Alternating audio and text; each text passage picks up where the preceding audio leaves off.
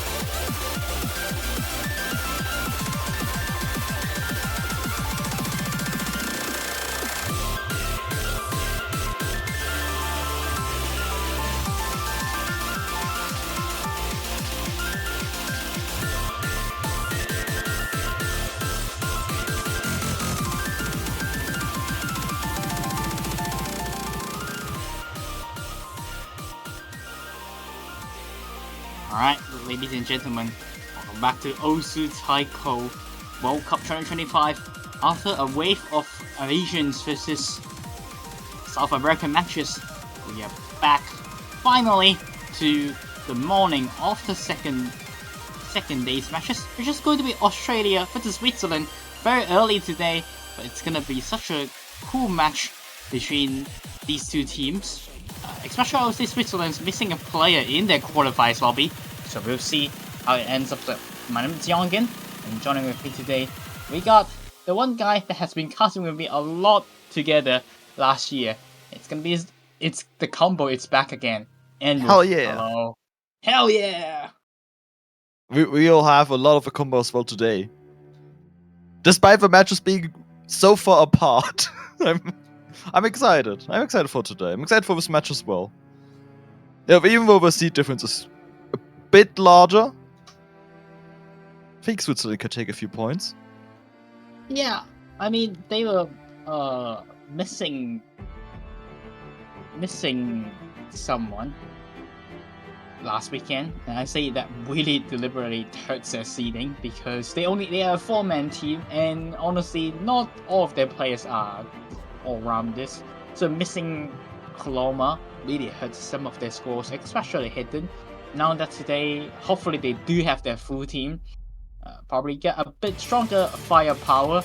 But for now, looking at the players has been swapped to tournament server, it's not looking that good for Switzerland. Oh no.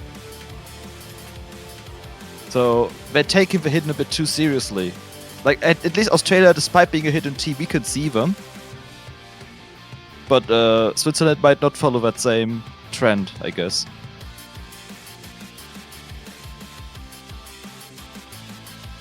Yeah, I mean, at least we have 3 players. Australia has some really good players. I would say number 8 seed is a bit of an underperforming seed from them as well.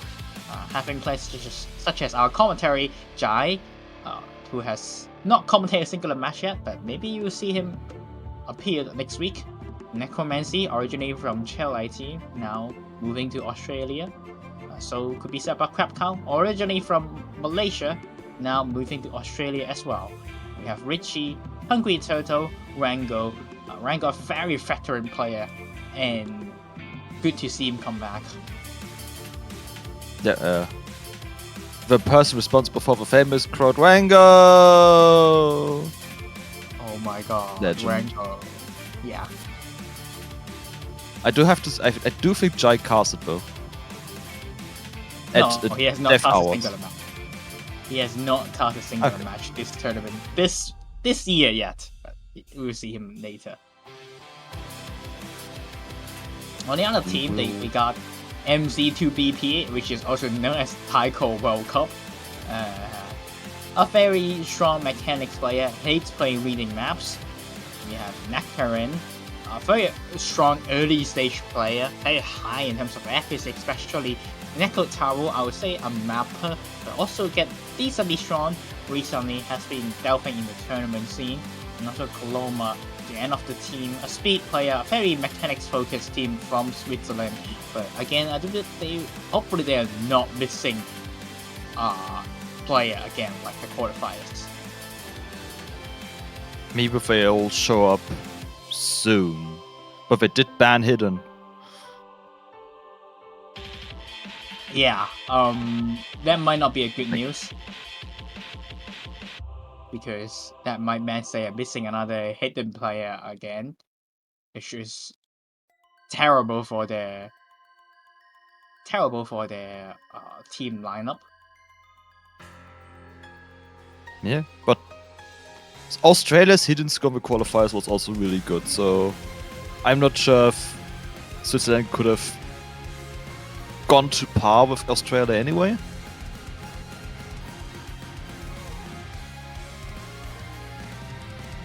Australia opting to ban possibly the hardest map of a pool with DT1.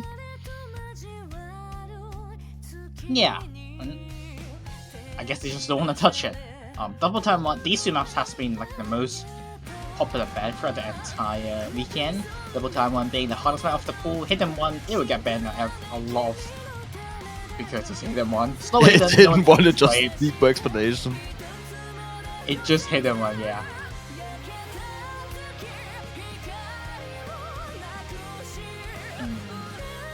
Rest of the players, I mean, Australia can probably play every single map.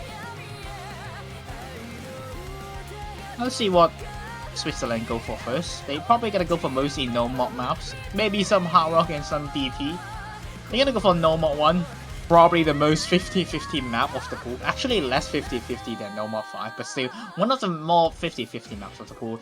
Elder Dragon Legend. Classic, no mod 1 consistency map.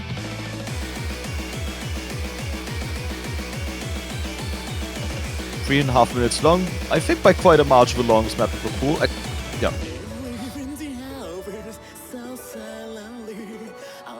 Yeah, I mean, it's No More 1 after all. 46.6, not as high compared to No More 5, but the map is a lot longer, and the BPM is also a lot higher. There's some off-hand patterns, but they are really easy. It's like a DKD. Not easy to cause misses. It's right after the finisher though, so it's given time for players to react. You do see Jay, Crabcow, and Necromancy for their team, which Australia that performed significantly weak on No More 1 last weekend. That was one of the big highlights of their performance, of seeing one map a lot lower than the rest of the rankings.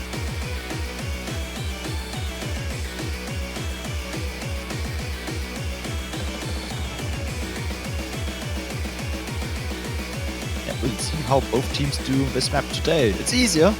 Qualifier is obviously harder, so in some aspects difficult to judge, especially with a consistency map like this.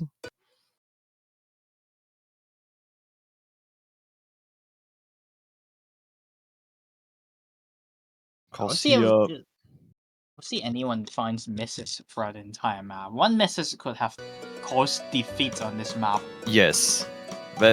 Because it's easier. Like on the qualifiers pool, I think misses are more expected on like the No More 1 from last week. But now we kind of expect all players to be able to full combo this map. And if they don't, danger. Immediate danger.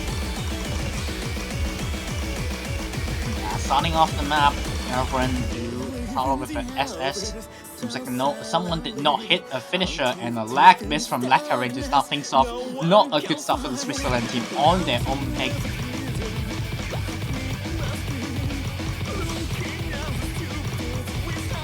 Lackarin was like early. Yeah, it seems like he is not in the groove just yet. Probably a bit of a nerves. He did play in previous 2 years for the Switzerland team, but again, could be just nerves to start off the match. Because first match after all.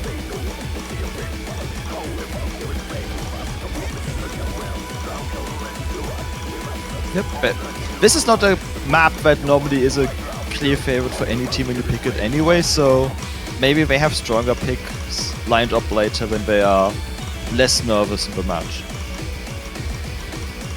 And the other team is not giving an inch. 100 from both Jai and Crabcow so far in the map. And Necromancy with around 8 100s. Taiko World Cup and Necro Tower above those two. Above Necromancy though. The Crab Comus is quite massive now because it's in the middle of a map. The combo disadvantage Neckarin has is not as large as the one Crabcow's gonna have now. So it's... you have to look at the accuracy. Because there's a high node count, combo doesn't have the biggest impact when there's so many 100s. Okay, it's many in quotations. I believe one of the players from Switzerland has been missing out some 1-4 finisher though, which is Necro Tower. Not hitting the 1-4 finishers has been causing a lead to go on to Australia. Some tiny details that you probably not expected to see. Another Necro Tower, another one finisher did not hit. It's the reason why they're not closing in the gap, and Necro finding a miss before. It's actually higher score than Necro Tower. It all comes from the finisher difference. Hit your finishers, guys. Yeah, like, it's actually impressive. The score difference right now is basically the same as it was before Crabcow missed. And that shouldn't normally be the case.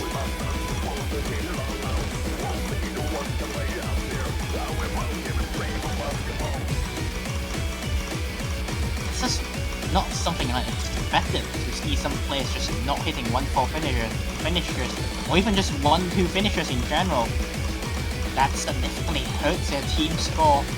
I'm surprised this is the first pick, and there goes a brick from Taiko World Cup. It's basically over for their first map.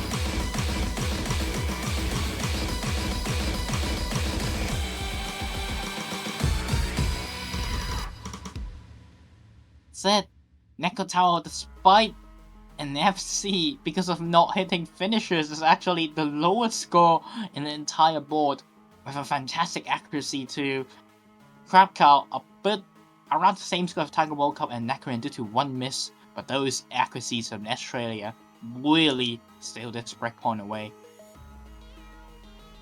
Yeah, but 100 from Jai, 200 from Crab Cow. Despite the miss, gets the second highest score for Australia as well.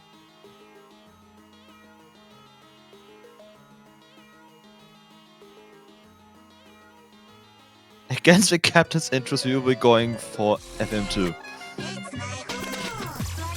Isn't Jai the captain?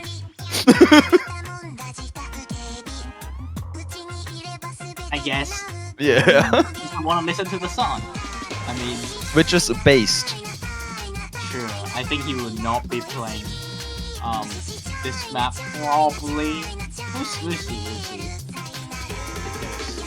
I think they have enough of a lineup for having Master Jag doesn't need to play. But this map though, mapped by FRC, Mugen Dara Bandalala. This map has a lot of slowdown sections. 170 BPM OD6 but a slow 9 times away. SV just so rough to play on hidden. Yeah, do you think anyone's going to be insane enough to play this with just hidden? Cause I feel like if you can play this with hidden, you might as well add hard rock. Might as well. Yeah, might as well. Makes it actually easier to read some parts. There's some 225 BPM SV at the end, and it's only for 10 seconds. But if you're not the best at hard rock, you might find some misses in the map. Alright, they got China with a song name. It's a song name that Jai made it up yesterday, and I still have not get it. Apparently something she sings sounds like that, but I generally just... I've never listened to lyrics. I was like, can you even hear the China part where Jai mentions? And with that, we see 3 hidden hard rock from Australia. Nakaran with the hidden hard rock, another very strong early stage player. Of course, fantastic with this mod combo. 2 hard rock from Taiko and Neko Tower.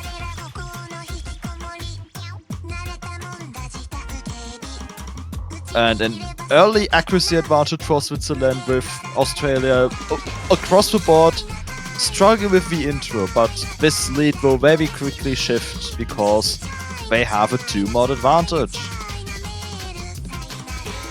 I hate it. Yes, I can hear it now. Damn it. No one was giggling in the Australian team though, so they FC so far, unless I start mentioning their name, so Necromancy will be the first one to find a drop.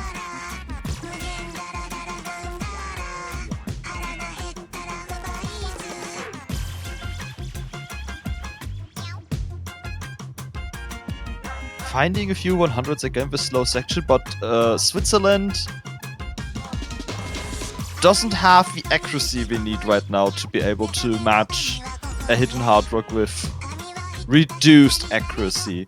It's not low enough accuracy in general, but because there was a miss on a hidden hard rock, if they were to double S or be near double S, it would be much closer than it is now. Necromancy misses again, but he didn't have a full com anyway.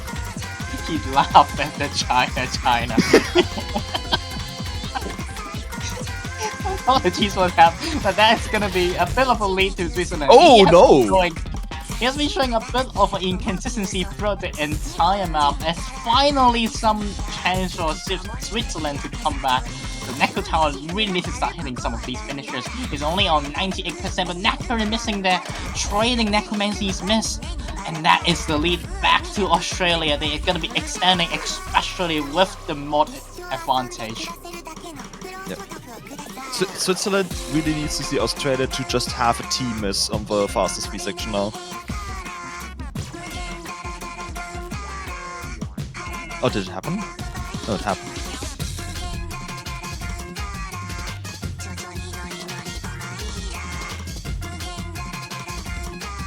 I mean, moving onto the fastest scroll speed throughout the entire map, but it seems like the one being less consistent has been Necron and Necromancy. There goes a miss from Necron. Being an HD player shows that he's not the best at reading some of these SV scroll speed, and there goes a hard pattern and claiming Necro Tower, Necron, and Necromancy. All players start with the end missing on that offhand pattern, and that means claiming the remaining players.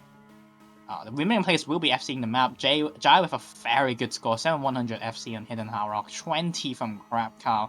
And Taiko World Cup, not an HD player at all, so just gonna be moving your vanilla Hard Rock, 1600 FC, still a really good score, but not enough to beat out the 2 double mods from the Australian team.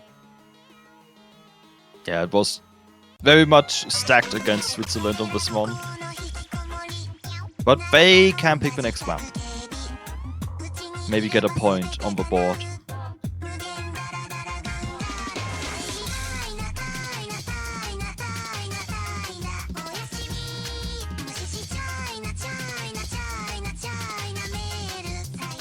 If they were to go with the consistency angle again, there is no mod 5, but I don't know about that one. I mean, I still think number 5 is a pretty decent pick for Switzerland. Number 3 as well, I do believe it's a map that they can go for. They just have the flat out skill cap. Not too sure can Necron actually FC that map, but if he is able to do so, I think that's a pretty good pick. In second, they're gonna go for Hard Rock 1.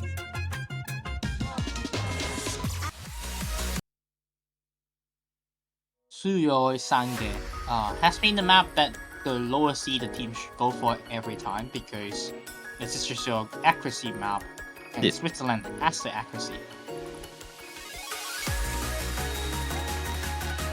And we see a few player swaps on Australia's side.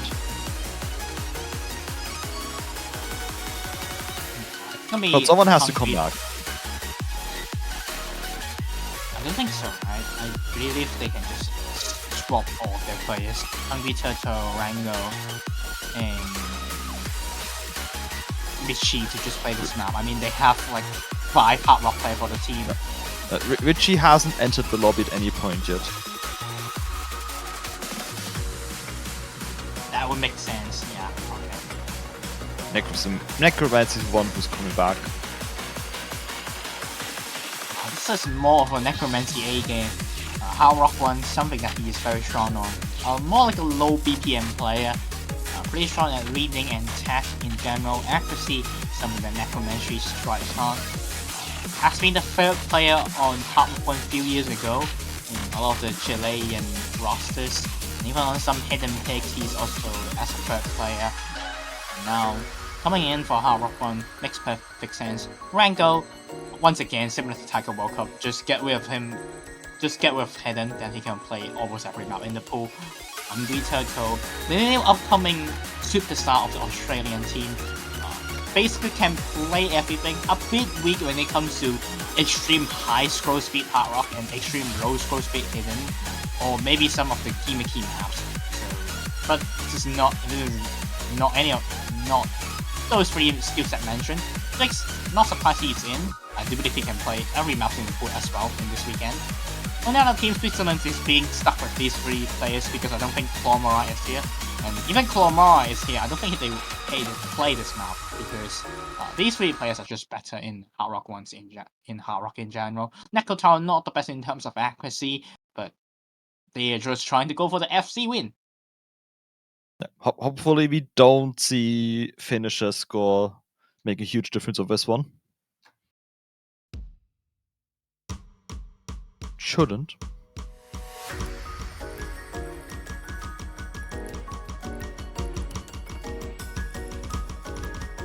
Taiko World Cup in Nakaran should be fantastic this map. I forgot the DKP.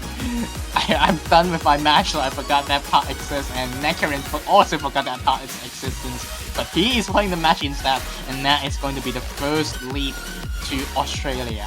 But it's tiny, it already shrunk because Australia found a few 100s while Switzerland has... Never mind. Oh my god. Never mind. Now there's a lead.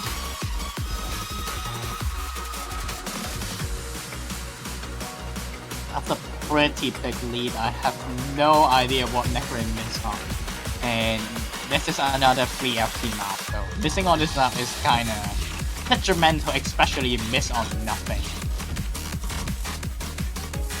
Taiko World Cup missing not on nothing, but does find a miss, and that's 2 misses on the Switzerland side. We don't count the intro ones. Australia still full comboing. Oh yeah, that's basically over. Nekarin missing again. The only FC left is Neko Tao. Kinda an off performance from Nekarin, gonna be honest. This is not something you expect this play to show. I guess the nerves comes in. Ready for the DKK. Did anyone remember that this time? Nekarin once again hits super early in that part. It's not gonna matter.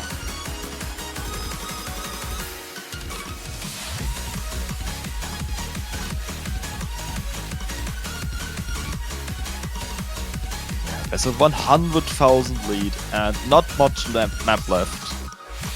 This is very much over unless... I don't know what would need to happen, it's just to watch. Yeah, that's gonna be it. There's one more troll pattern. We'll see that anyone dips their scores after that. It's gonna come in.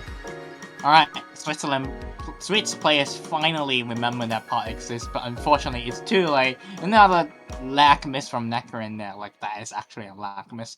I think lag happened to him like probably 2 times in this entire map, causing him to lose the score. Not the best accuracy from Australia either, but it's enough for them to take the W. Yeah. We do see between Necromancy and Necrochild 700 count, different score. Like 12,000 points, once again missed 2 finishers.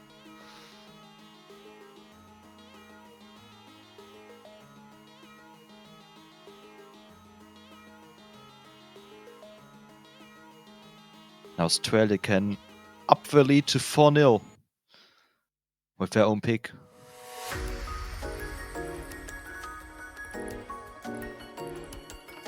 And there goes a no more 4 pick from Australia.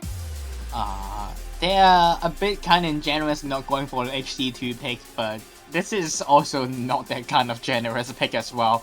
Blank Society.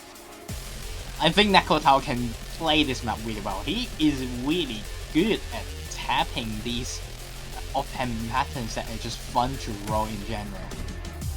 However though, their team also has Taiko World Cup, which unfortunately, not really a player who is known to playing these out maps. They already wrote. I apologize in advance.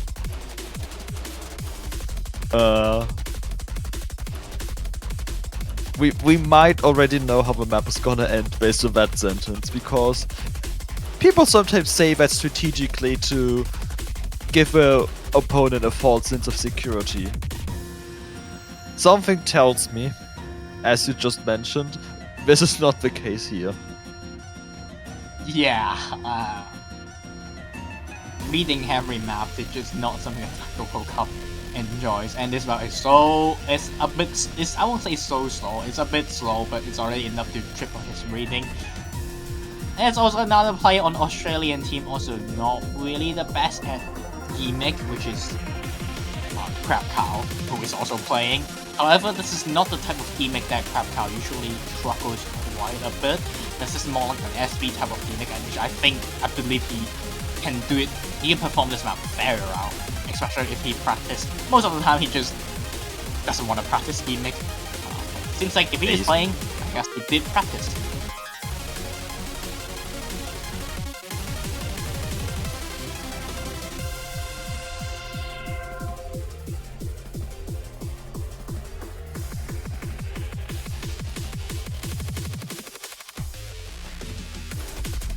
There's a bit Restarting. of a funny meme in the background that Jai is asking Taiko World Cup, is he playing with CO% again? There's The lore ones who behind that. knows. Yes. Yeah, the ones who knows.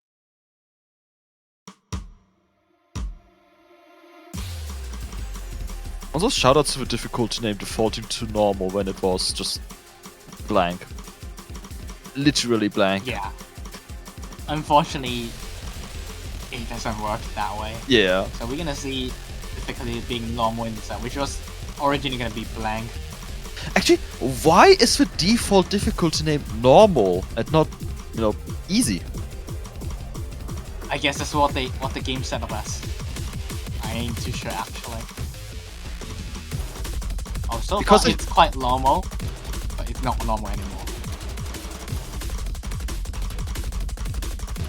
Maybe it's easy for players because everyone is actually FCing so far.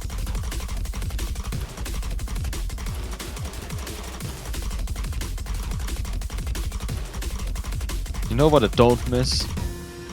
Yellow notes. Sure. I'm very happy this map has a grand total of none. I'm also not a fan of Yellow Nut gimmick myself. But some players also not really a fan of slow readings in general. You can see Taiko Walker is actually trying so hard to play this map. He is hitting so early. And there goes a miss. He's doing a lot better than what I expected. Props to him. But unfortunately, being a third player in these reading heavy maps, especially don't have Chloroma today again, really hurts Sweets as a jet in general. But in all fairness, you can't do much against Australia's performance anyway, considering Jai is holding a 100 score, that's what I wanted to say. Same with Crabcow. And Hungry Turtle has 6 100s. Nectar is actually doing really well on his partner though. 2 100 so far in this map.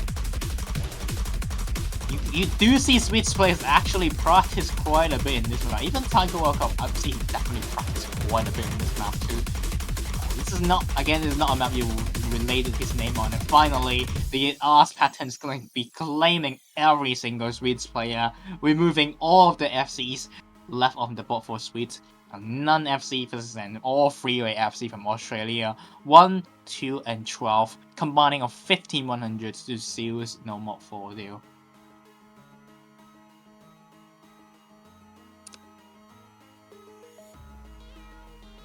$5,100s. Very good performance on Australia's side.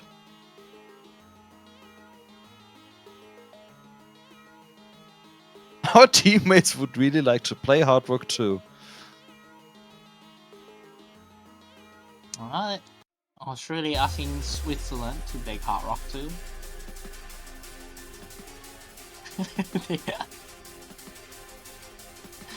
Yeah, asking should we pick it and what? It's banned. You ban it. You cannot pick it. You should be able to pick the map you banned. That would be True. funny. I think Hard Rock 2 is also not exactly a terrible pick for Switzerland. I think they do have their players who play Hard Rock 2 as finisher though, so Neko Taro would be missing a lot of finishers around the map. And again, he's not really a high SV reader, so could be said about Nectaring, but Taiko World Cup definitely strives on Hard Rock 2. It should still have a pretty decent team scores on Hard Rock 2. I don't think they are the type of a team who just like completely combos when it comes to the high score speed. I'm gonna see Hard Rock 2 being selected at the end, and Australia can be swapping their team rosters. Yep, we see the Hard Rock 1 roster. Wait, no we don't. Right? Hungry Turtle's not here. Speed Hard Rocks though, Crab Cup probably would be happy to play against that because it's before 240 BPM. Crab Power is really strong at the Hard Rock lead.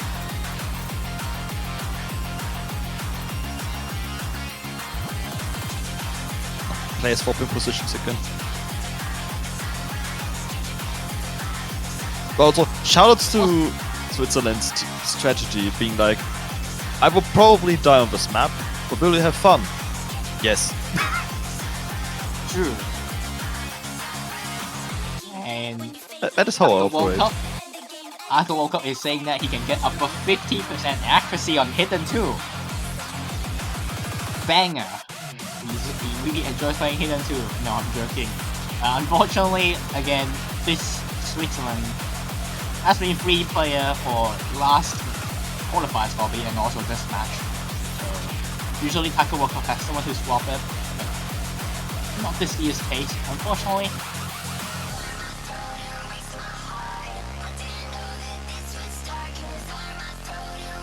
But I can see them upsetting a team, honestly, because of in lower brackets, because of some of the high skill cap roster members they have, especially if they have Paloma being here. I think it's definitely significantly boosts their skills. But he needs to be here, and he is not here. Yeah. Thankfully for them, their first matchup point is going to be just one seed above them. Probably.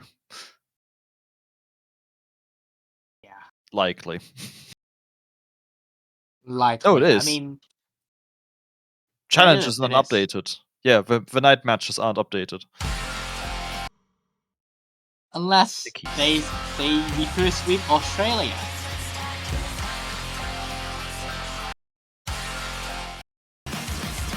That would be a tough challenge. You know, not impossible just yet. You're right. It could be the case.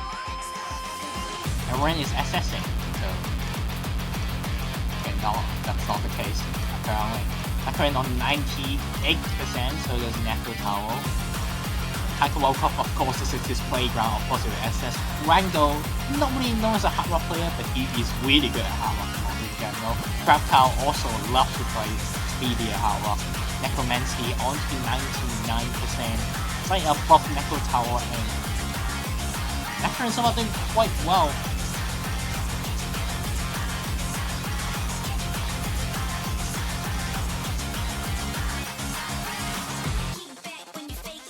Yeah, so far everyone is holding strong. There is a difference in accuracy, but something Switzerland can still catch up on. Here it comes. The third chain, after the fourth chain of 1-6 is a bit weirder because the pattern, the 1-2 right between them is actually different. The Necrotal will be missing before that 1-6 weird chain hits. And here it comes. And there goes Nakarin. Yeah, that is one of the choke packs of the map. We do see Nakarin, a player being not too comfortable at hard rock scroll speed in general, missing the 1-2 right after 1-6. As a player myself, and a life for myself, I do believe that's one of the harder parts of the map.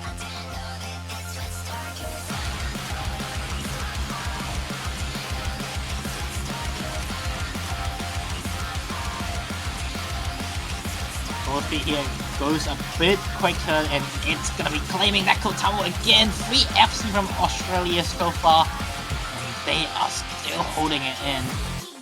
We have a break right before the hardest part, second hardest part for me generally, but the quickness in terms of scroll speed. We have off-hand patterns as well. Yeah, but unless something huge happens, and soon this is once again Australia's point. Their final point as well. Taiko is doing very well, actually matching up both Rango and Crab Cow, but unfortunately Harrock is just not their other team member strength, and there goes the quicker scroll speed, and we do see rest of the Swedes player starts to crumble. Nakarin and Neko Tower missing again right before the quicker scroll speed starts, and there goes another miss from Neko Tower. And now in the if it wasn't over, Australia did not give an edge in this map. They wanted to play Hard Rock 2, and they want to clean it out and move on to the next stage. 6 100s from both Rango and Crab Cow, 39 100 from Necromancy, almost 3-way FC every single map in the match, and they don't even need some of the better players to play this pool. Tiger World Cup able to match out the two top players, performing players on Hard Rock 2, but unfortunately, his teammate just falling a bit behind in terms of quick scroll speed. But it's not over for them yet. As mentioned, they are facing Seed 24 Mexico next week, while Australia will have a legendary battle with Malaysia, the winners bracket. That will be a fun one. That would be a big lore one. And funnily enough, if you had checked the also Taiko World Cup 2025, if you are in the server, you look at the match feed, you look at Crab Cow. Hey, why is his flag actually appear as Malaysia? I wonder what happened between Crab Cow, the Australian team, and the Malaysia team. Definitely gonna be a hype one to watch. Be sure to catch that match next week between Australia and Malaysia, because I am definitely bringing some popcorns to watch the match. Alright, Yongen. You can show support for those two teams for next week. But how can you do that? We can buy a banner. It's cost gonna be hell yeah. I mean, we do see the link over here. You can go to the Osu store and buy your favorite team. If the team managed to win the entire tournament, you're able to keep that banner until the next World Cup starts. And how much does it cost, Move? 250 USD. Same as it always has been. Yes. No? No shipping free. No shipping free. No. Yeah, but It's digital. Anyway, yeah, it's digital. Anyway, Switzerland, thanks to them for participating, and they will be dropping down to the lower bracket, facing against Mexico, which also did get swept by Malaysia, but again, their opponents next week will be a lot closer in terms of skills. And Australia and Malaysia, like I mentioned, the match, remember, come back to watch. After that, we'll have a lot closer match in terms of seeding. Poland versus Vietnam at 14 UTC, and I am be sure super hype about that one because I have a very hot take on that match. It's not that hot, actually. I think. I mean, in terms of pick'ems, it's kind of hot. Yeah. Still like 10% for the other team. But yeah, be sure to catch that match at 14 UTC, which will be happening in 3 hours and 20 minutes. Has been a fun time, but we're gonna be saying goodbye for now until the next match starts. My name is Yongin. Joining with me today, I got my buddy. Me and Wolf. And we'll be back in 3 hours.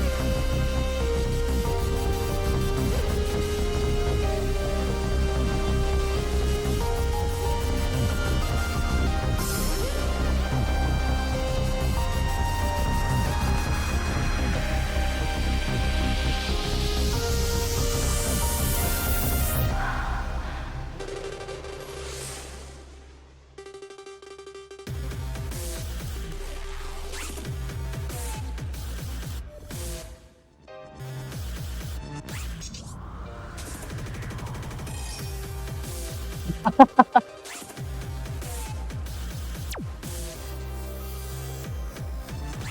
are ready. Alright. Alright, that was a very funny start. Alright, I hope the chat did not hear us. Alright. Hello everyone, welcome back to Osu Taiko World Cup 2025. That was a very scuffed start on the match. We did not do our intros correctly, but hopefully we'll do our intro correct now. So this is a very close match between Poland and Vietnam, but after the last couple of 5-0s that we saw, and we should meet and my other co-commentators also cast in this one in the same time, which is going to be Ambuth again. Hello? Hello! Surprise! It's us again! It's us again, and hopefully it's not a 5-0 this time, because we just cast one. Yeah, I do think this is the last reasonable. I'm not saying it's the last match that is not going to be a sweep. This is the last match where you can very reasonably assume it's not going to be a sweep, because if you look at the seedings, they're very close, 15 and 18. And if you look at the qualifier scores, Poland wins on 4 maps and Vietnam on 3 maps. So one would assume it can translate into this match. Yeah, having Bernard Nippelstein, the Nuka, Angel Bernard, Farfik, and Squish Me for the Poland team. A very high skill cap team in that regard. However, I would say the 3 best player, which is Bernard, Nippelitz, and the Nuka, kind of have different skill sets. So I would say they have a bunch of top 16 role players, but due to their skill sets being not as well adapted to each other, might drop some points, or may even losing to some closer teams such as 17, 18, stuff like that. And Vietnam, on the other case, I would say actually has a pretty well def team, banning out 3 mod 1 from Poland. Only it's gone. So we're finally not gonna be hearing that song again. And Tetris is gone from Vietnam. So the two most popular maps songs are gone from the group. Are they the most popular songs? I think they are. I mean, at least those 2 songs is very well spread nowadays. I think Darling is definitely 3rd though, which is being selected right now. Ishino Kana and with is your map. Best song. This is the best song. No bias. It just is. It's also not going to be the ending song this time. Exactly, but the team that wins this map wins the match, I think. Okay. Rio. Bold prediction from Ambuth. But yeah, 240 BPM, not really the highest in terms of BPM because it's the first stage. A bit of a density, 5 notes patterns. There are some 7 notes in the second half, but they are not really that dense. Mostly just consists of your Oni-ish, hard Oni patterning. And we do have NJ Shift 1, which is I'm gonna call it NJ, Randomly RDK, and Mafuyu Kirisu for Vietnam team.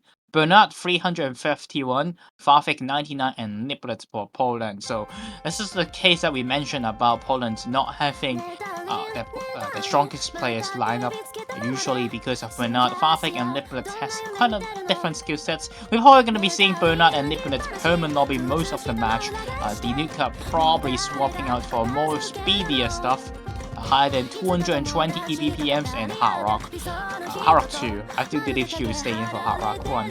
So I would say most of the maps that she doesn't need to play, maybe a bit of a weaker skill sets for the Poland team.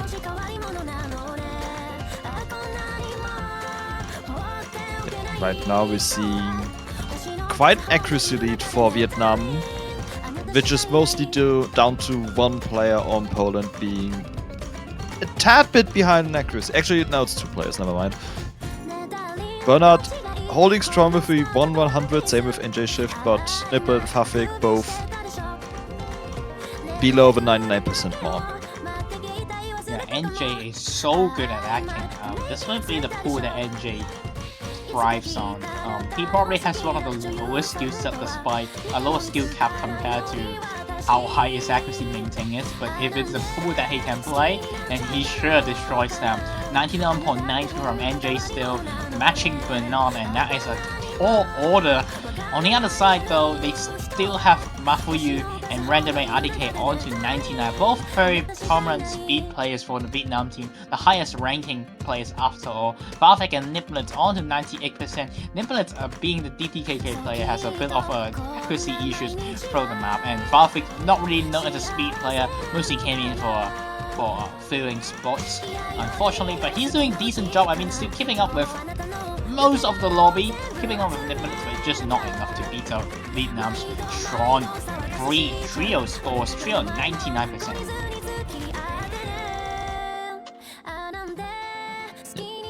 We enter the last quarter of the map. We still haven't seen any misses, but the density does go up a little.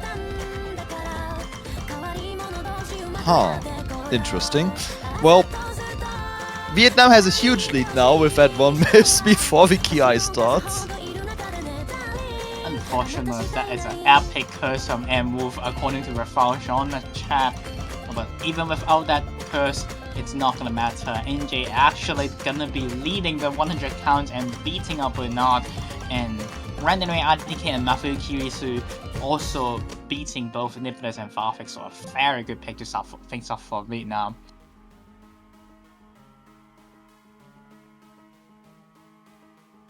Yep, and that's the worst map won by Vietnam. Congrats on winning the match. Or M-Wolf. You're making my pick'em sounds very happy. I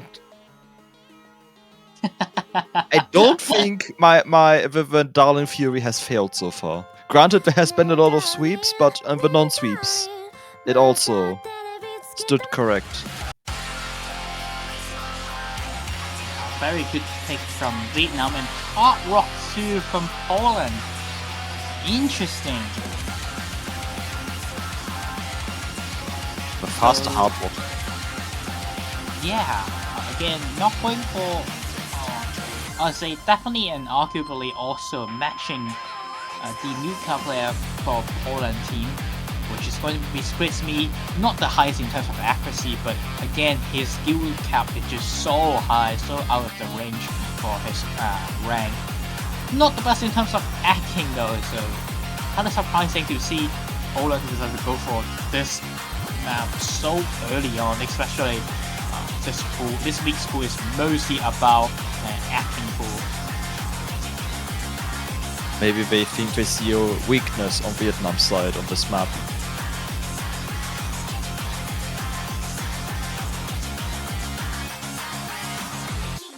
Now you're gonna see Poland doing a rolling strat as usual. They will just get 9. They will just get 9, 8, 0, 0, 0, 0 until they 9, 9, 9, 9 until they stop.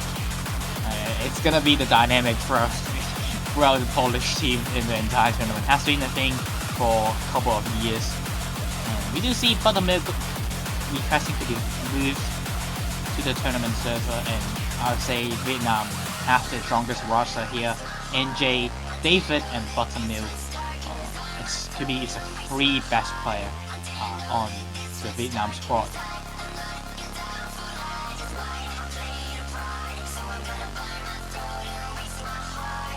There they are. So we can start the map. Yeah, NJ again. NJ a really high accuracy maintained player. Davidman as well, probably gonna be filler. Not really a filler, but more like they can play every single map in the pool. Maybe not as well in terms of speed. Yeah, they just wrote in chat, but apparently DT2 is the only map David doesn't have to play. That would make sense as David thing, because Vietnam just has 3 very strong DT2 players. No need Davidman to pick. No need Davidman to play that pick. So can be said about Buttermilk.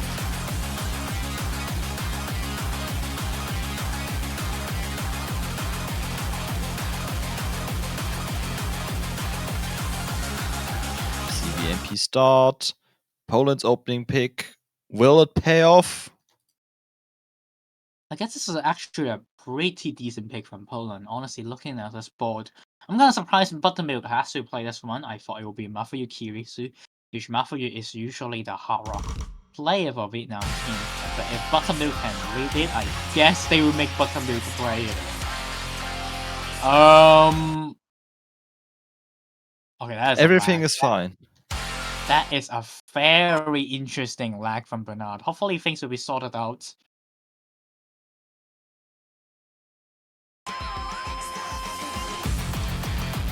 Alright.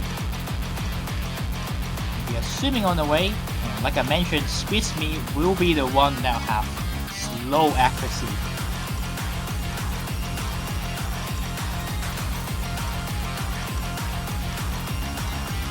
Early miss from NJ Shift. We haven't reached full combo yet, but with accuracy drops happening every now and then now from Vietnam, the lead tries to shift over to Poland side, but Squismy finds more 100s. Yeah, this is why I'm kind of surprised by this pick from Poland to solve the match. Especially with the high accuracy from NJ after all. This is just NJ's playground. So what can we say about Bernardo on to 99.91%, but the lead just want to punch due to the NJ being the only one not on combo cap. Here comes a bit of a weirder sections. The 4-1-6 combo is easy to find drop because the notes right after it's different compared to the rest, and it's gonna be coming up soon. See, I told you, and that is a miss point from Squidme, and given with that low accuracy from him, he's gonna be losing so much score on Poland. Poland needs to see Vietnam struggle on the highest V part at the end, and that isn't a long part, so they will need a massive drop, as it currently stands. Yeah, I mean, Buttermilk, like I mentioned, not really fan of playing hard rock, but still holding a 99% and a 98.6 from David. Actually, the person who is living in US, and this is why the match has to play in 14 UTC because we are on 3 time zone right now. Niplet's still holding a 98, close to 99. There's a break from David, so a bit of an opening for the Poland team, but again, Squidme is just unable to hold accuracy, and Niplet is starting to dip down to 98%, giving a lot of wiggle room for Vietnam despite having another combo deficit. Here comes a hot pot. But Squismy finds so many 100s.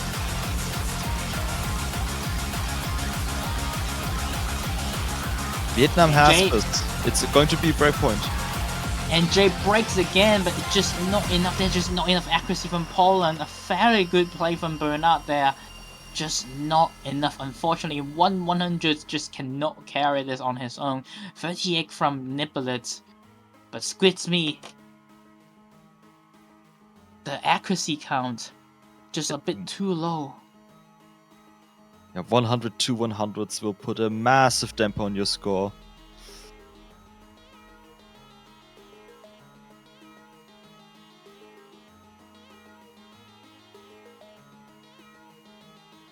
And now Vietnam can run away with the lead and make it 3-0 with their next pick. Where do you think I will go? I will restart that.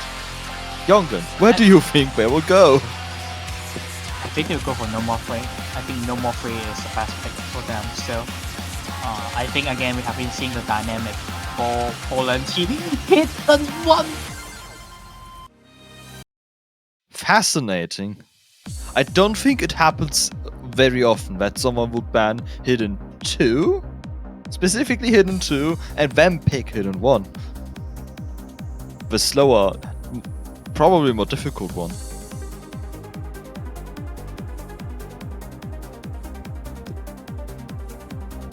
Chat, we might have lost Yongen. Yeah, they lost me. I don't know, bro. This is such a weird pick. We have to believe in them that they know what they're doing. I hope they do know what they are doing.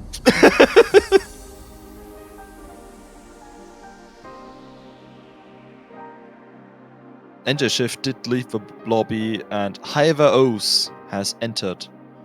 Yeah, okay, so we talk about Vietnam team because I'm the one who hyped the hell out of Vietnam team. I say they are the best, one of the best 17 to 24 teams in my prediction, and I still stand by that point because they have 3 players that can basically play everything.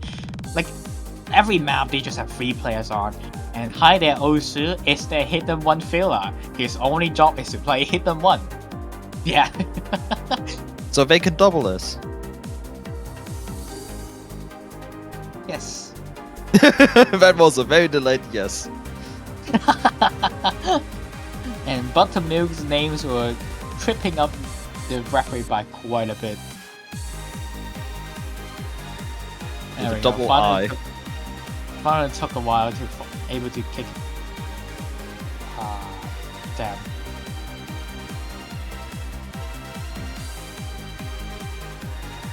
So a bit of a crash. Hopefully they can be back soon. Dafermin, Hai There Osu, and Buttermilk should be the 3 players here.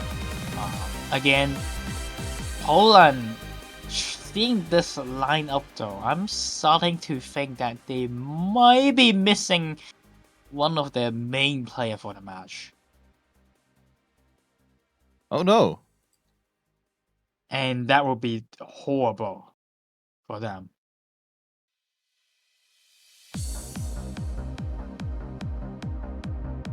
Do you think that could be part of why they lost their first point? No, I don't think the Nuka would be playing BT2 and Hard Rock 2 either way. I But they guess might that's have picked the something else. yes, for sure. I think Vietnam might be so smart that they realize something.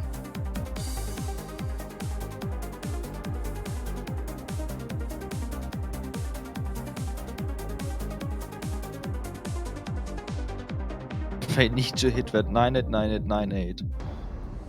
Yes, it's a Poland thing.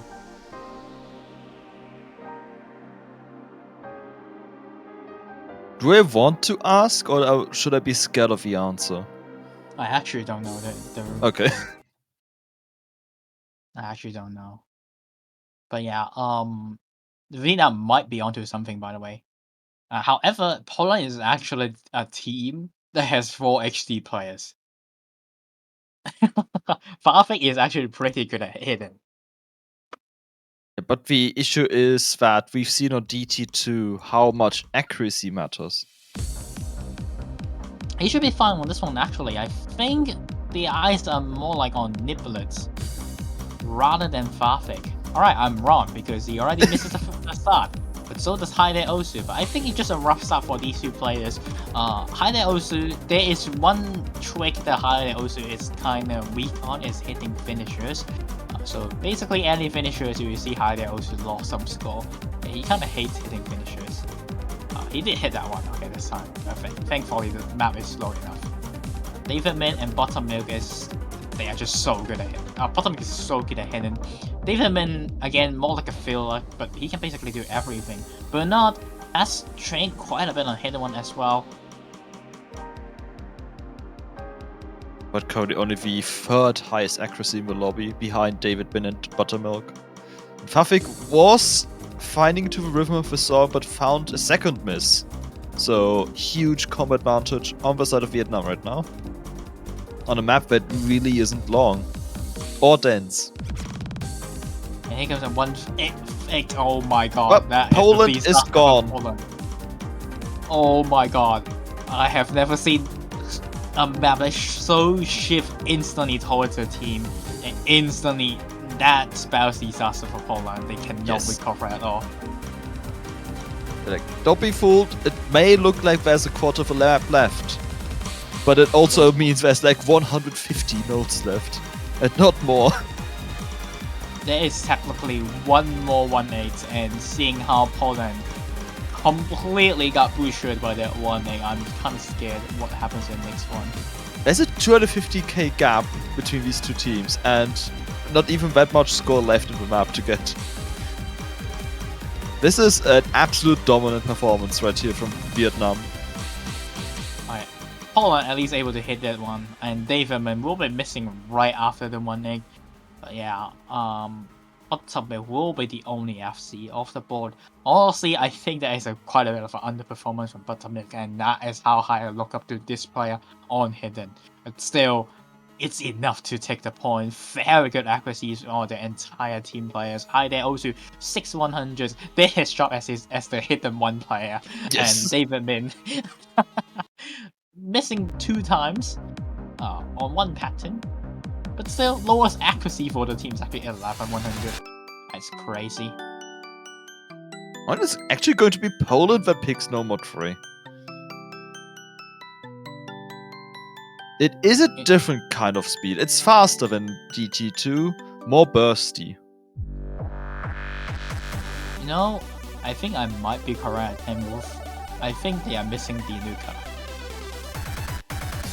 Well, they haven't been here when the lobby opened, which normally is already a sign that they won't be here ever. Today, at least.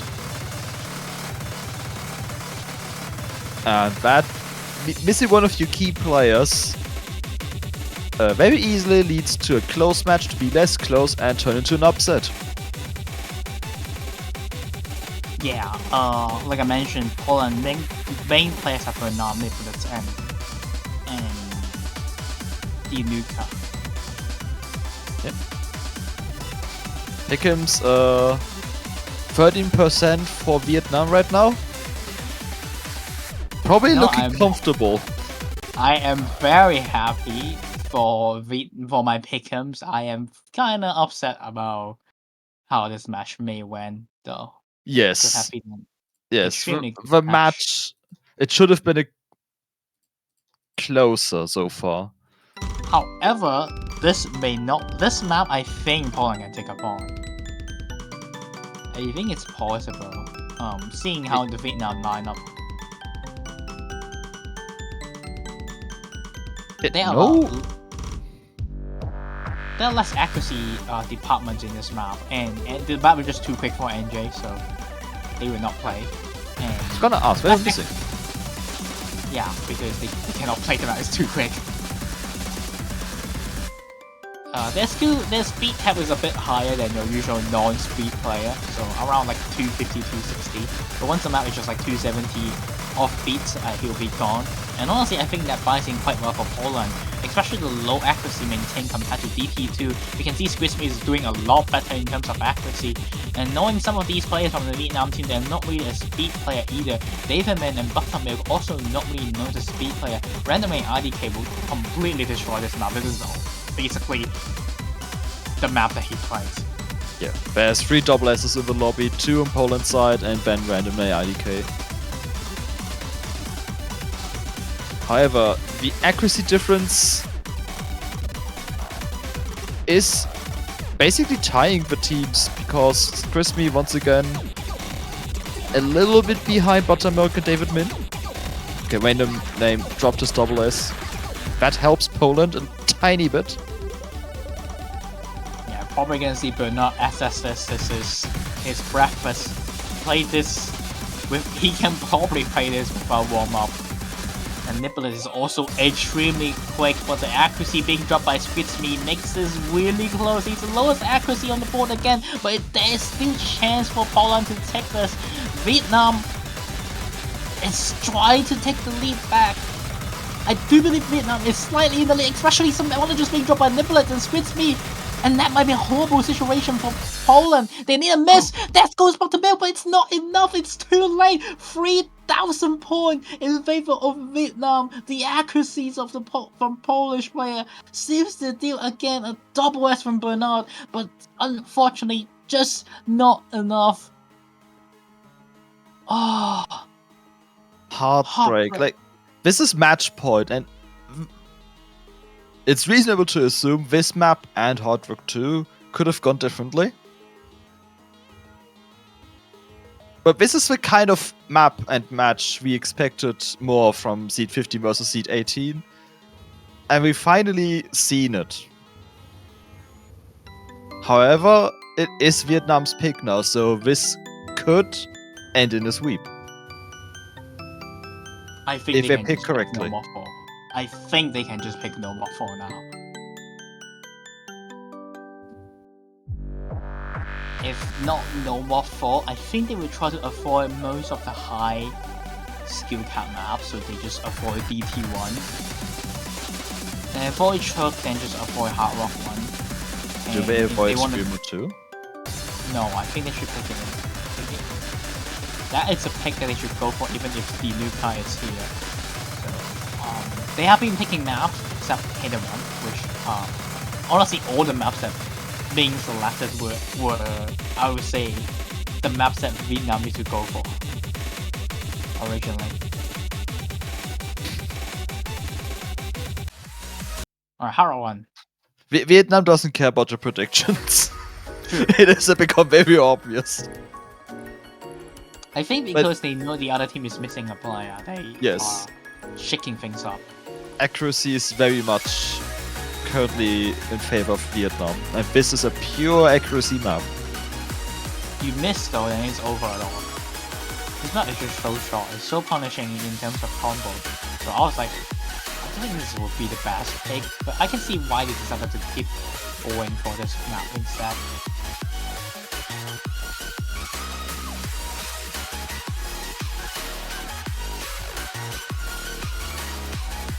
Let's see.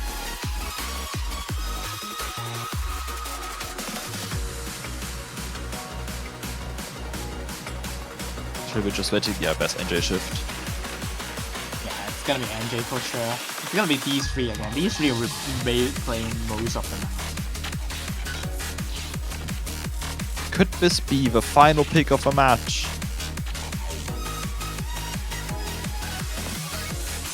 Yeah, Vietnam that's with good. their they asked where's the new card. The critical question. Yeah, I think maybe kind of bit obvious on Poland's pick strategy now. That they're avoiding maps that the Nuka plays when I'm pretty sure the Captain Burnout with so many years of experience know that the team's best combo is Burnout, Euphemism, the Nuka. And not going for any of those maps kind of suits, kind of spells, kind of gives them out that they are missing one of the key players. If the new guy is here, I think No Mod 2 could have been a great pick. Maps such as like No Mod 5, No Mod 4, HD1 would also be a good pick from Poland.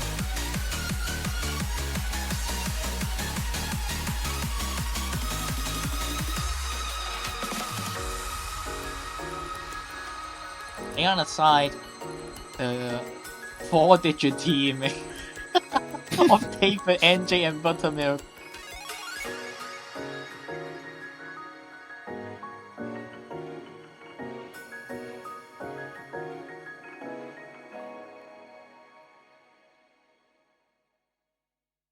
Just waiting for Poland to ready up.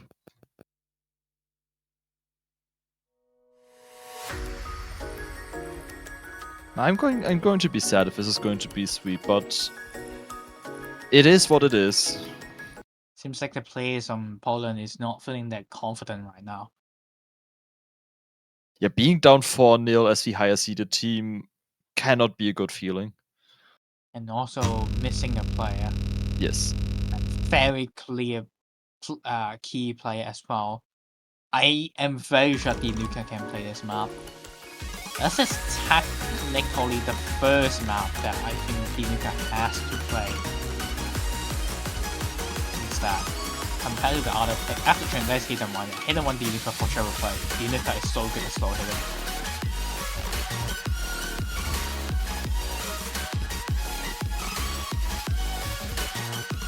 But however, we do see Buttermilk on this map though, which Buttermilk is also not that strong at high OD maintain. They are a really good player when it comes to low OD acting. And especially if they've been missing twice, Yeah. that's a bit of a hook for Poland. But now we're getting to the burst section. very simple bursts, but David Min finds another miss. Crispy trades, but David Min dropped a lot of accuracy as well. David. Seems like David is just not holding it together. Unfortunately, I think something must have happened on his side. It's a very unfortunate play from David Min.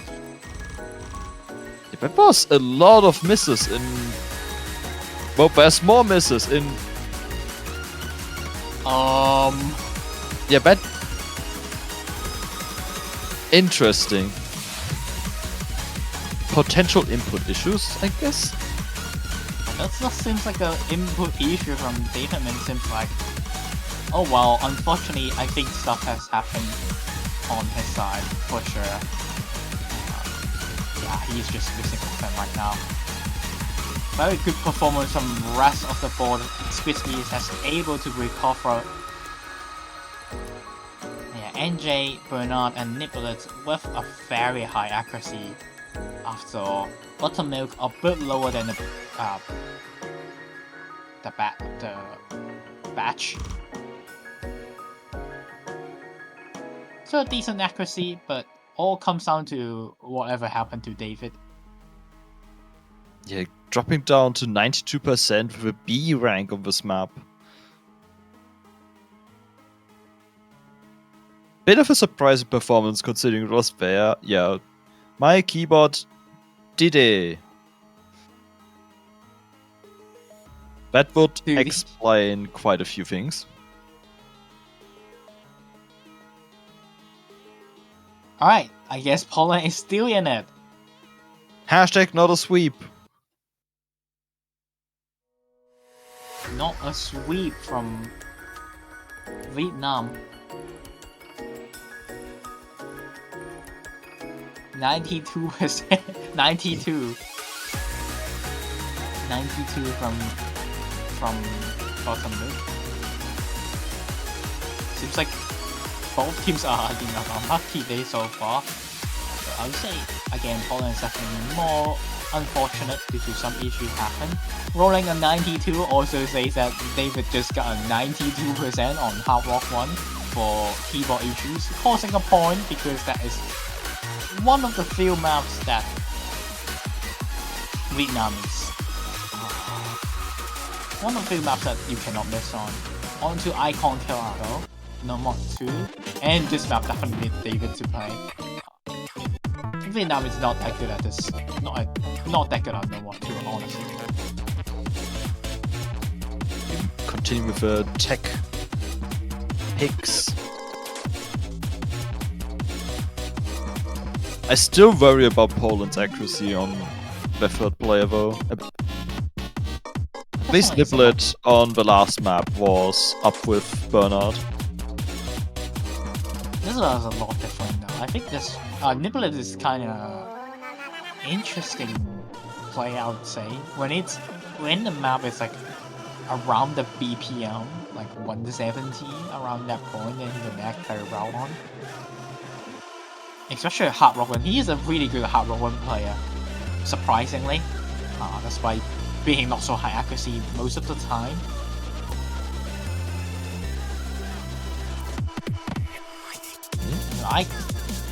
So this map, I do believe Niblet can definitely do a very good act on. Squisby as well. This map is only OD6. I think it's a pretty good pick from Poland if they are missing the Nuka still. Vietnam maybe missing David now. I hope that's not the case, because if they are a very free man. I won't say they're a free man team, but a lot of the maps they only have 3 people can play. And David was, as announced, one on every map except DT2. Yes. Okay, but no, David seems to be coming back. Hopefully without any more keyboard issues. We'll be playing a worse setup, but I think that it should be still fine for Vietnam. They still have one more point that they can go for. I think they don't need David on that pick, honestly. which is free mod 2. They can kind of just swap out David for someone else instead of just one singular mod. And NJ and Buttermilk can definitely put on 2 mod. And honestly, a third player could have just be Mafuyu on Hard Rock, Random IM IDK, or Hidden, which probably won't be the case because that map is a lot easier on Hard Rock. So most likely probably going to be Mafuyu on Hard Rock if they want to swap in with someone that can fill up the board. But it seems like it's not going to be the case. David is still here. And Squismy is also, like I mentioned, very good at attack because his skill cap is quite high, and he can definitely play this with I think 98% accuracy, and I think he can definitely FC this. But if he breaks, so it will be extremely tragic for them. Yeah. This map, it's only 600 combo after all. Separated into 2 parts. The early part is mostly burst. The second part has like a 1-4, 1/3, 1/4 pattern. And at the ending, we have some 1/5. Less of a burst, but more like a reading problem. And we see quite a few 100s across the board already. Not surprising. Vietnam is not that good at these type of maps, but oh man, Poland instantly finds 2 miss on the side of the map. And as you said, there's not a lot of combos, so misses on this type of map are even more critical. Crispy finds a drop as well. Vietnam, huge lead at the moment. Oh, they can extend their lead by so long in this nothing session.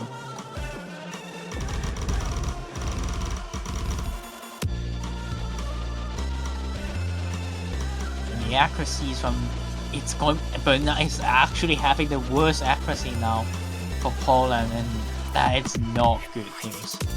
But like I mentioned, Vietnam is actually not that good at attack. Look at Buttermilk's accuracy right now. Also, one of the lowest in the lobby. Here comes the slow sections with 1-4 to 1-3 to 1-4 approach. It's easy for players to dip accuracy, especially if they are not good at ulting some of these patterns, or you can just single tap them like Nibbit. Yep. We're entering the final section. 80k lead right now. I don't think Poland can get this. You can completely lock though on some of these patterns. Like that? There goes Buttermilk. There is a sign of hope for Poland. They take back the lead. It's so close with 6,000 points, but not missing again may seal the deal. But they're just not enough. No, Poland survived barely on that peg. Oh god. That was something. Just one pattern ruined 2 players from Vietnam, and Poland was able to take it back. The DK. That's what I mentioned. This map is so easy to not lock on that pattern. And if that pattern not locks you, goodbye to your score. And Buttermilk's score basically got their goodbye, dipping 50,000 points because of that one drop. And Poland, you thought they were out, they are back. Now, Vietnam is slowly about to leave comfortable territory, but there's still 3 mod 2 open. Yeah, 3 mod 2 is a really good pick for Vietnam, honestly. Just go for a double mod. Double mod risk. I think they can definitely pick it. And not even that, they can just pick all the maps that they have players on. No more 1, no more 4, no more 5. Which I would never recommend them to choose it if the new guy is here, but she is not here, so I guess they will exploit it. No more 4 Blank Society, the last Vietnam pick. Mind you though, because of how hard the tiebreaker is, it's actually Poland's favor, so you know, there's a bit of a hope from Poland still. But they need to get there, and getting there is the difficult part for them right now. Especially this map. If the new guy is missing, I don't know how many players Poland has in this map. I think they just has 3 if Vinuka is here. But that probably practice super hard and they can play the map. Nipponit's actually pretty good at gimmick. And then I think Farfetch will be the 3rd. If Vinuka is here, she will probably replace either Farfetch or Bernard on this map, but still. Yep, there we go.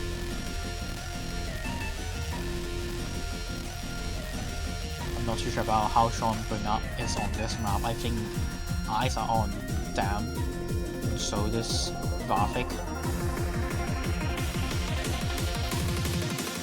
Farfetch is a very hard practice, very hard most of the time. I don't know how much you can play some of these patterns though.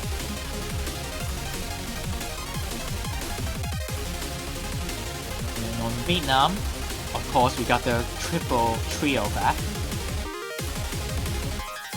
Yep, we've seen them before. But they are not allowed to find huge chain misses in the slowest V section like they just did on No More 2. Yeah, the 4-digit team, the best 4-digit team in the entire tournament. It's the only 4-digit team they can just literally play with these 3 players and actually somehow to beat very good 3-digit teams. Alright, into the map. This map is not super high in terms of gimmick cap, so I do believe all the players in Poland should be able to play this. But the main problem comes from reading some of the patterns right after the slow SV though.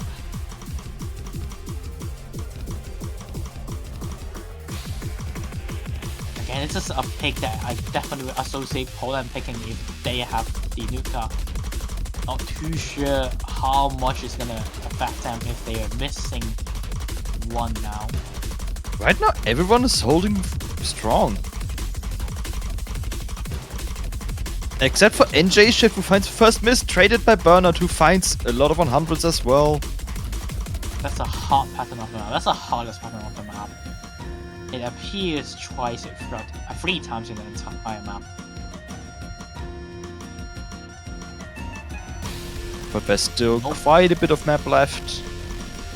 More things can happen. No player should miss on this session. And yeah, like I mentioned, if the Nuka is here, I think they will replace Bernard on this map. Which is not something that you probably expected, but I do believe the Nuka is just so good at these type of maps. But Bernard is still holding his team, trying to get it back to combo cap, so it's not over just yet for Poland. Vietnam, they just need to hold on in the FC. But some of these patterns in the ending session though would spell disaster. We've seen Look on No More 2, we can see it again on No More 4, building up to the final part of the map.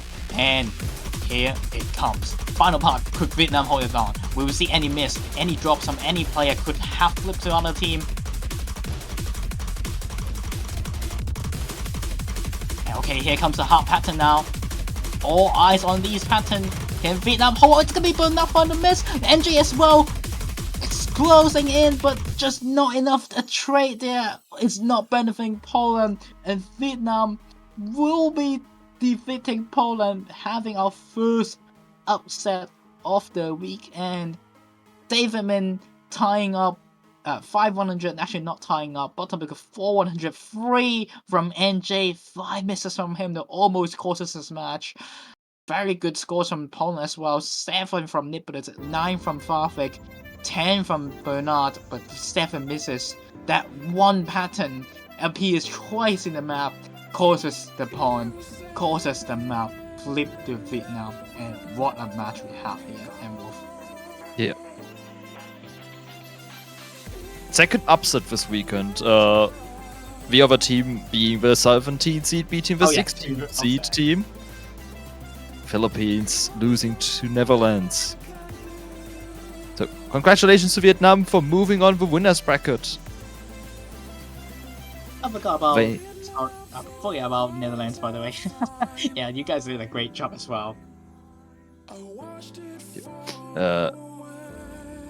Vietnam will face South Korea next week. So they won the match, but they at the cost of having to face South Korea next week. Poland, on the other hand, drops to the losers bracket and faces Colombia. I mean, if the Nuka is here, I think it's actually a pretty close match. I think Poland may have some chance to edge out that because of that keyboard disconnection from David Min. If that keyboard disconnection not happen, I think it's still a really close map. Finland probably still has the upper hand, but Poland's picks will be a lot more different than what we saw. I think Hidden One was it's going to be the decider because I see Poland picking Hidden One if they have the Nuka, and however, some of the one pick mistap from Poland on that map may cause that map. So who knows if she was here, maybe a completely different story. There's also that Nomad 3 in the room, which was decided by 3,000 points. Yeah, I Will think have that gone map, either way. Could we have seen tiebreaker? We don't know. yeah, I think that map would have been, if Vietnam lost it, I think they would have lost the match. So if the Nuka is here, that's because it's one of the few maps that they need to win the match as an analyzer. But anyway, next match probably won't be as close because it's gonna be Great Britain, or known as GBR, which is known as United Kingdom, will be fighting against Canada in 2 hours and 15 minutes from now on. Canada missing a key player as well on the qualifiers lobby, so got quite a bit lower seed than they hope, but I think they do have 3 men on this match. I would hope so. Yeah, hopefully no one is missing this time because that would be such an upset battle if we do see Canada missing their one of their clear players again. Yeah, and with that, it's such a good match.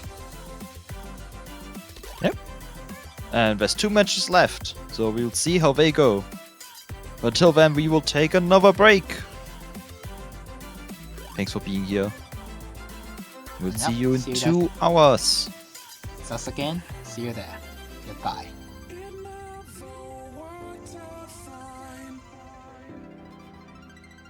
I watched it fall away.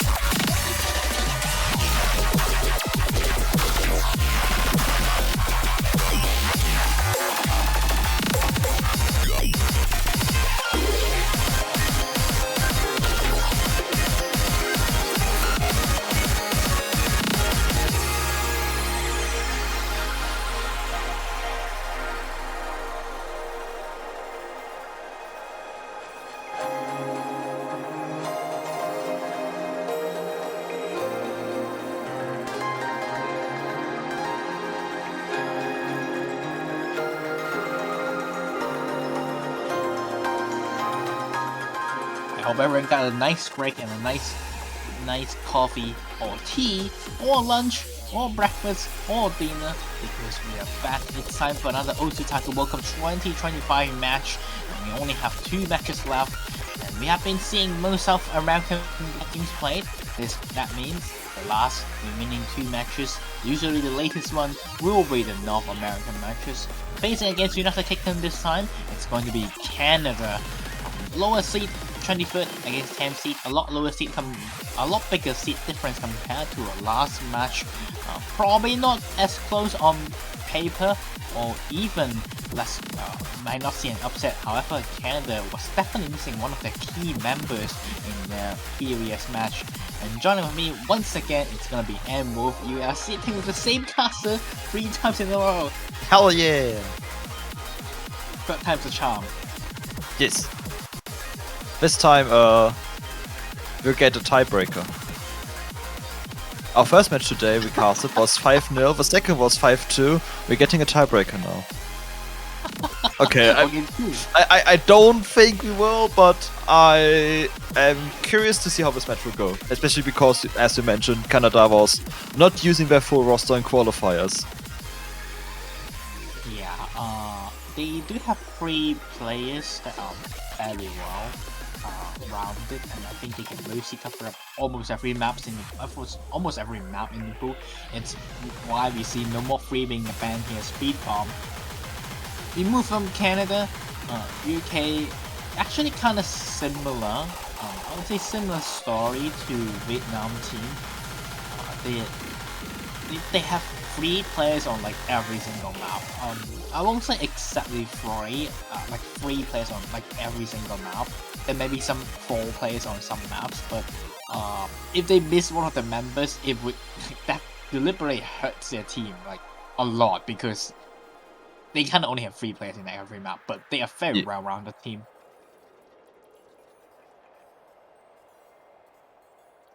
Oh, we're going to start with No Mod 4. Rare case this weekend. Definitely. Usually number 4 is one of the earliest picks for a lot of tournament, but this map is a lot more role heavy, patterns heavy instead, stream heavy, offense heavy. So a lot of weaker teams have been avoiding this pick, and UK team, they kind of have a synergy of Over the Hedge 2015 and Masionga being their 2 best players in the team, which both of these players did qualify for EGTS. They also have a 3rd player, or not only Masionga qualified EGTS, but Over the Hedge definitely would qualify if he wasn't a playtester. There's also a 3rd player, which is Eloise, and that kind of sums up for this team's strongest combo. I would say Eloise, Over the Hedge, and Masionga, as these 3 are definitely the best combo. However, the other combos for the team is also not weak either. Maenjo Sia for probably HD heavy reading maps, lower BPM maps that has less 1/6, more accuracy maintained, Eliminate to cover up for speed, and the last player Hyper focus on Hard Rock, which I would say definitely arguably the weakest part of the team with combo between Over the Hedge, Masionga, and Hyper, but that's only a tiny bit of a weakness.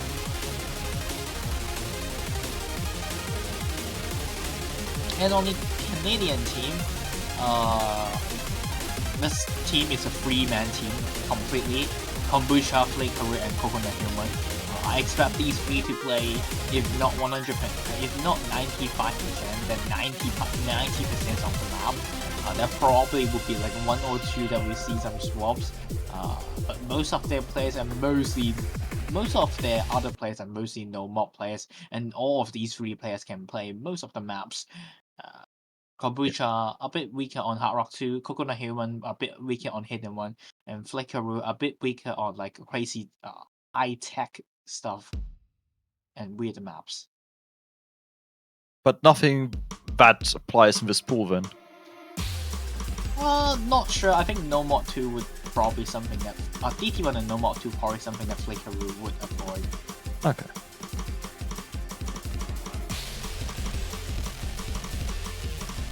But No Mod 4 is definitely something that all 3 players on the Canadian team maybe can play. I'm not too sure about Kuna Human on the slow sessions, so he needs to be careful about his accuracy because he is a 270 BPM Hard Rock League.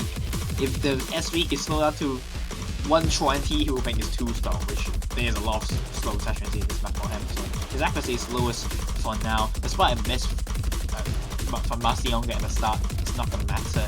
UK is still in the lead, all by accuracy. Yeah, Coconut Human. Oh no! Actually finds a miss. I was gonna say they were climbing up to 98%, but they missed, Flacker missed, and UK has a solid lead now. Mostly thanks to Over the Hedge holding that double S still, Eloise with 1 or 2 100s. And Mazionga also holding strong after the very early miss. And Marcionga, previously known as Cloggy Bobby, probably known as your 7-star map pool player, 8-star map pool player. And he's very strong in double time. We see some breaks over here, but not gonna matter as it's the trade between both teams. I was mentioning Marcionga slowly gets a lot better in these like earlier stage, slowly able to play some of these maps that you would not expect him able to play.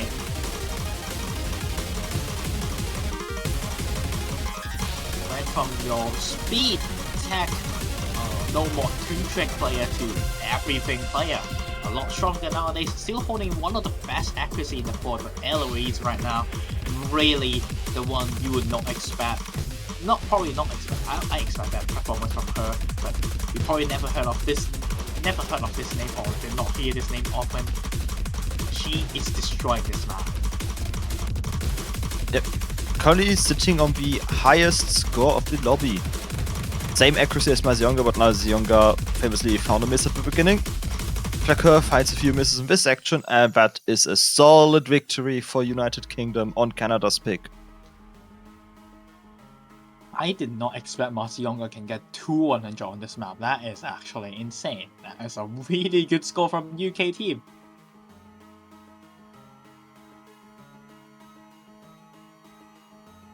Yep. And it's their pick. They can increase their lead. As is usually the case if you open on a breakpoint. Yeah, pretty great score from UK despite a couple of misses from their members. Their scores were not really lowered by a bit, and I mean the lowest scoring player beats out the best player from the Canadian team. So a very strong breakpoint to start off the match. And I mean, they kind of can go for anything in the pool, but I would say the best pick is definitely Hidden One. Eternalism. Even though we will see the Cloggy Bobby, probably the only map he will swap out to Mindro Subaru, or previously Mindro Subaru, or we call him Meguminx. Slow Hidden though is something that UK does have 3 players on. And again, they have exactly 3 players. I love it. I thought our country hated this mode, and if you go back like 2 years, that would be true. But once Kohigi became also just really good Hidden player, suddenly the UK team had Hidden as one of their strong mods. Until then it was a weakness. Yeah, it's still their weakness because I would say it's still like their weakest skill sets compared to other skill sets, but it's just because their team got so strong and everything else. Yeah. But this team though, I would say it's actually first. I would say UK is actually slightly bit weaker on the Hard Rock 2 this year. This pool is not gonna push them at all. Like, it will only become a problem when there's not the scroll speed, but the BPM in general gets up to like 240, where it's too mechanically straining for the third player, then it will be a weakness. But for now, it's not going to be a big problem. Manjo Sia, of course, swapping in for Marcionga. Sia or Megu is a very good hidden player. Again, he is a player that is similar to a Polish player, which is Dinuka, as long as the BPM is not too high, scroll speed is not too quick, then they can probably SS them out. They are just a fantastic accuracy player. LRE is also a really good HD player, although the hash not really known as HD main, so probably will drop slightly a bit more accuracy, but he has been training this skill set, so still a very clean 3-man roster from UK. Yeah.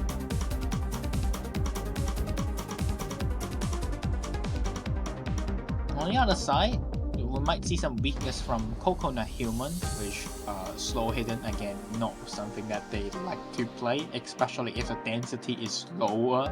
Like here, find some miss at the south of the map. Mandracia did trade it, but accuracy difference for now, once again, Coconut Human being one of the lowest on the board, and this session is just gonna drop its accuracy by a lot.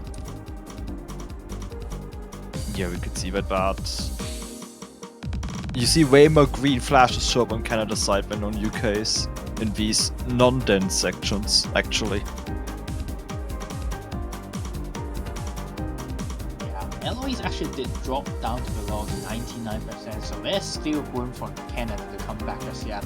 They only find one miss from Coconut Human, so not too bad just yet. However, the easier parts arriving soon. There's one more 1-8, but when that comes, I don't think 50,000 point difference is comebackable because it's gonna be too late. Yeah, they would need to have a massive drop, and I don't think this section is really one where that would happen, because the scroll speed is readable now. Yeah, this is the most readable part of the map. So an early miss on my Angelcia. It's the only mistake that you can make. Like I mentioned, look at his accuracy. One of the best accuracy on the board, even beats up Flickerous FC. Mandracia is just so good at slow hidden.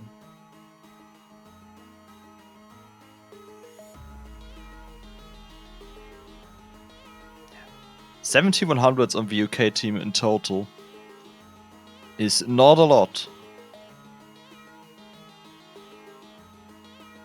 Yeah, great scores from their team. Canada also did quite well, but again, they just can't have a bit of a third player moment on Hidden in general. I would say it's their team dynamic. Like these three players are a bit different from each other after all. So probably maps such as like Fremont would be something that they can go for.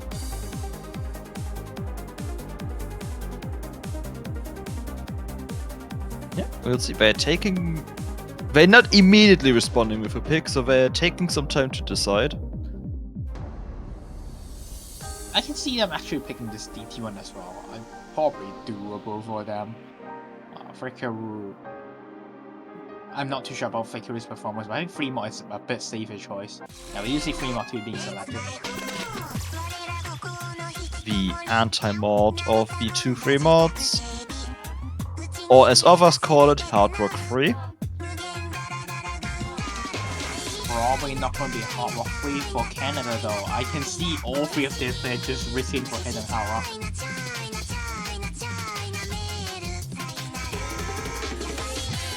They might be forced into it anyway. If they want to beat the mod amount UK has. Yeah, I'm not too sure about LOEs in this one because you usually don't see LOEs putting on the Hidden Hard Rock. But this map might just be slow enough for her to put on a double mod. The rest of the two, my Angelcia and Over the Hedge, definitely putting on the 2 mod.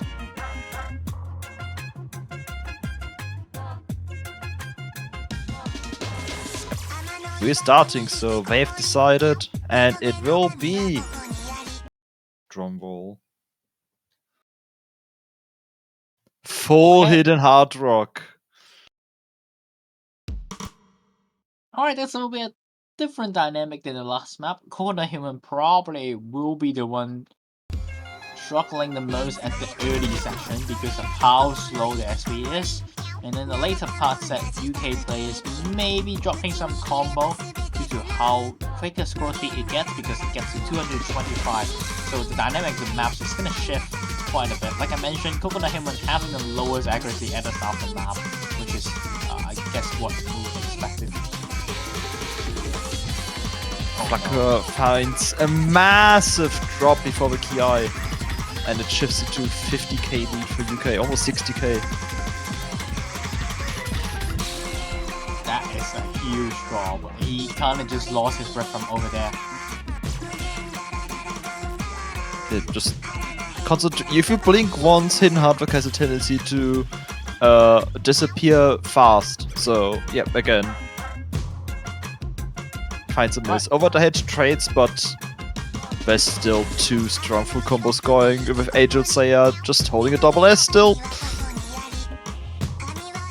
Dude, it's my Angel Slayer power.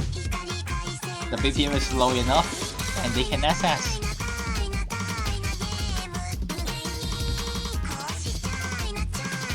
This is actually the other combo that I would scared of when it comes to KD. These three players are just so good at this. Eloise probably struggling quite a bit when it comes to the later stage, but first stage, even the NT mod, she will destroy them. But now you see Flicker dropping a miss again, so does Over the Hatch.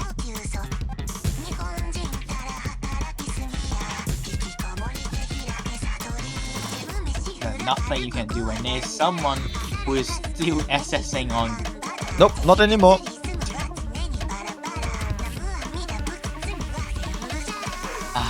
Why?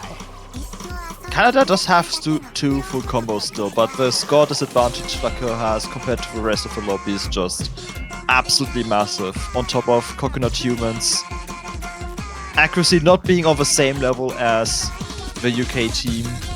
It's just Kombucha with the 99% accuracy.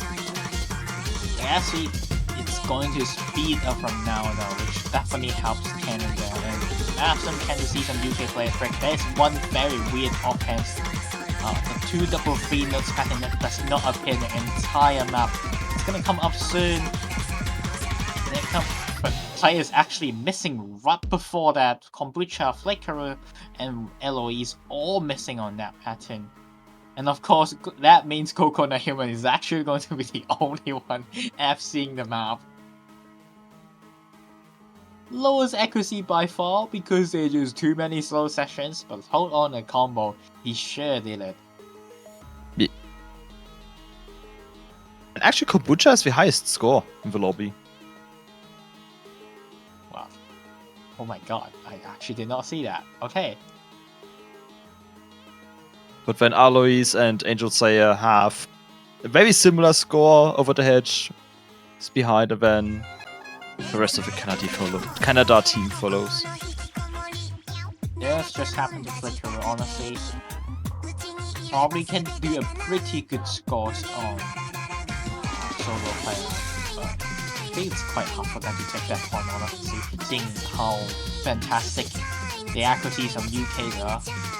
And I would say the UK players probably underperform quite a bit as well. We do see Bosch missing 2 times kinda on single tap. So can we say about my Lucia. And Eloise at least missing on the actual hard pattern.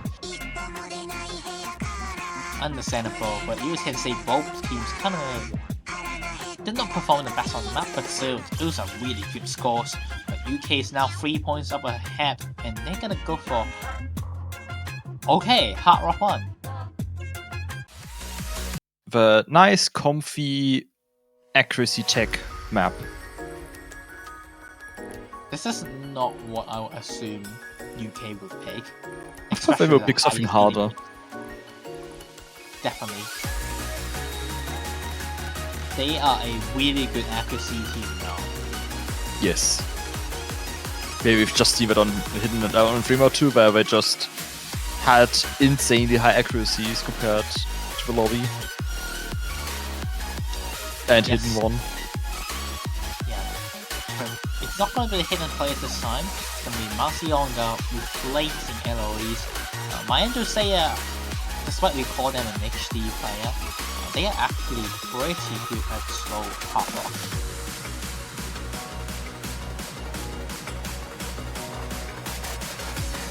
Yeah, and they just had a single 100 on 3 mod 2 with Hard Rock, so should be a good sign for this map.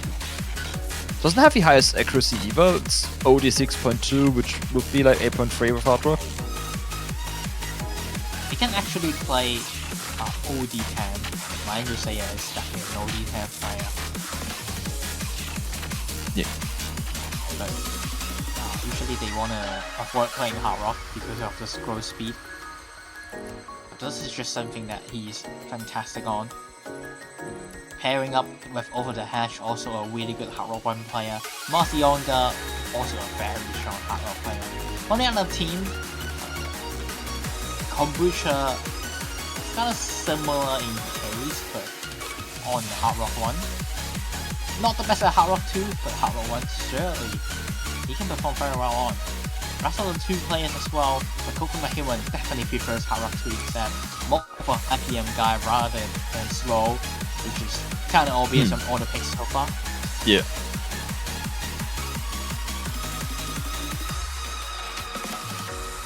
So, not quite matching. We'll see how this map goes. We've seen a surprising amount of misses on this map today. We normally say this is the map that is probably one of the easiest 2-4 combo. Well, it is the easiest 2-4 combo. And despite that, lots of small mistakes happen. And because the map is really short and not dense, small mistakes put a huge dent in your score.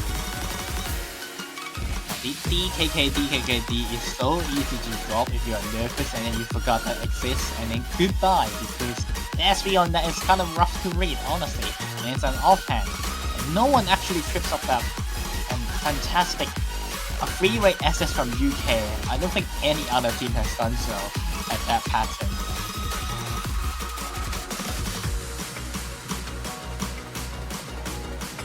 And yeah, we can see Canada having 3 players today shows that they are a lot stronger than what their seed suggests. Ooh, and the score lead is shrinking. Fakir with the double S still helps Canada be only slightly behind the United Kingdom right now. Yeah, against only Coconut Human, a bit lower than everyone else in the lobby. These are 2 really strong team score, and Double S and Flicker is still trying to put their team back. Outperforming himself after the last map happened. The DKD, we do see Marcionga forgot that exists and drop 3 100s in a row, and that gives some chance for Canada. Flicker does drop his 100, but it's still anyone's game. Any small mistake matters.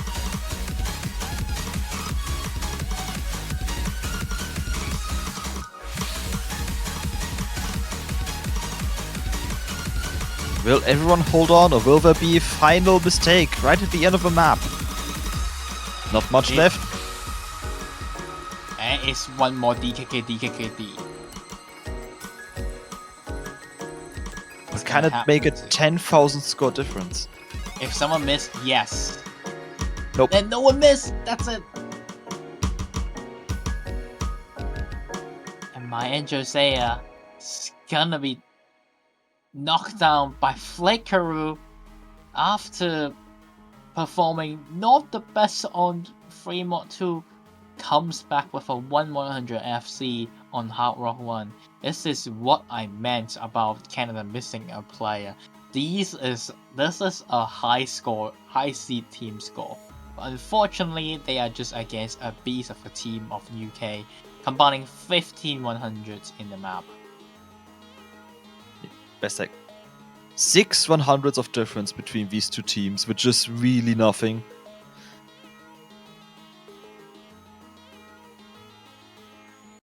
I was like, this is not the safe fate. Yeah. Very much not.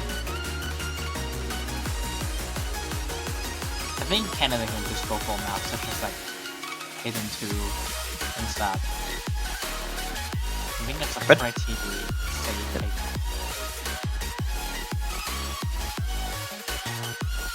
Could watch a deed on that one. Canada has one more chance to get a point on the board. UK's at match point. After they see their like teams, but they probably just go for maps such as like number 5, because they think that we just pick our highest score map left and we'll go for number 5. But I think Hidden 2 would be the best pick here. Just get rid of some of the other teams' star player power. It seems like we will have to be patient for a little more. Yeah, maps such as like BT2. They're actually calling a timeout. Alright. They are really trying hard. Yes. Okay. Chat. It's timeout time. You know what that means. It's also banner time.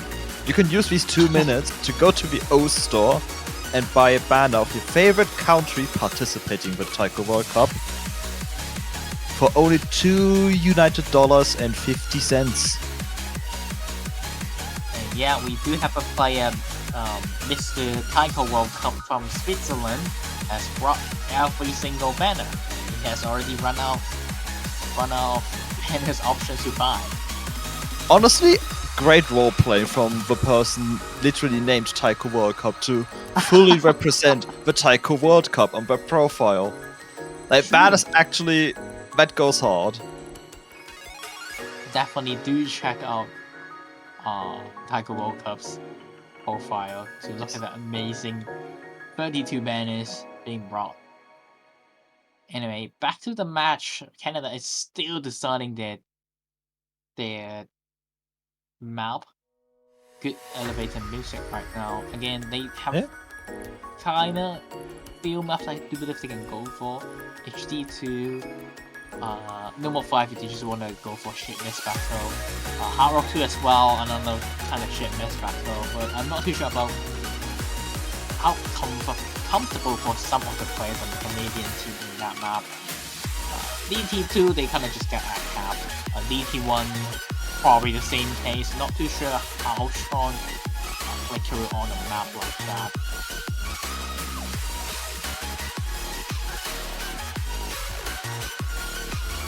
And No More 2, I'm not seeing that being selected. Nah. I could see that being a pick though, but I don't think it's an absolutely horrible pick. I think the worst pick is actually 3 more 1.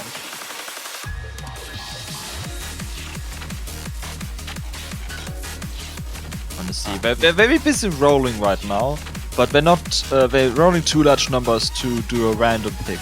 Oh, that's number 5. You mentioned number 5 earlier. That makes sense. Yeah, I said they would pick number 5. Like, to me, best pick is Hidden 2, but I think from their perspective, they'll pick number 5 because they think it's their best score. They haven't.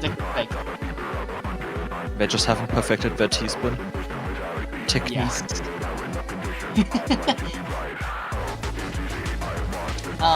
They probably think that, we have a chance to freeway access this map. Sure, maybe not freeway access, but freeway high access this map. Might as well just pick it. SS or die. I think the other team has like 3 SS play on this map. Mazionga over the hash and my Lucia can probably SS any time of the day when playing this map. Yeah, what Canada probably wants is a miss. It's not accuracy. Yes. Not impossible. On streams, everything is always possible. Canada, once again, the past. Okay, that goes many years into the past by now. Expert in knowing what can happen on stream maps. Oh. But that's like, I don't know, 7 years in the past by now. Oh my god. I haven't advanced mentally. Flat stream mode. See how guys actually want to leave it a bit accurate. Otherwise we'll be swapping it exactly. Also another stream-ish player can definitely handle maps like this. I've never seen her ability to act. How strong are her normal attack ability, but if you're just like a flat out stream player, I don't see why this map is not accessible for you.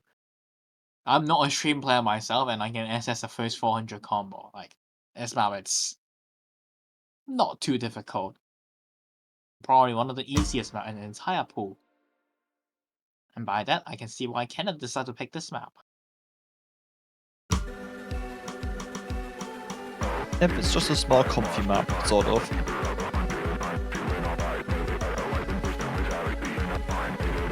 That's a bit of a small offhand, especially on the third stream. The third stream is actually the easiest to miss stream. If you are careful. If you are not careful, you miss right here. And always, like I mentioned, this person dropped 100 and my accuracy finds a miss already. Yeah, that's what miss, and that could already decide the map. Could. Doesn't have to, but there's still a lot of map left, and we haven't seen really any streams in the stream map. So far, 100 from the Canadian team. Golden Hill 1, 2 from Eloise. Probably just a flat of 5 miss and nothing else from Lucia. That'll be a very average Lucia score. I should probably just a flat of 3 miss. You know what this is.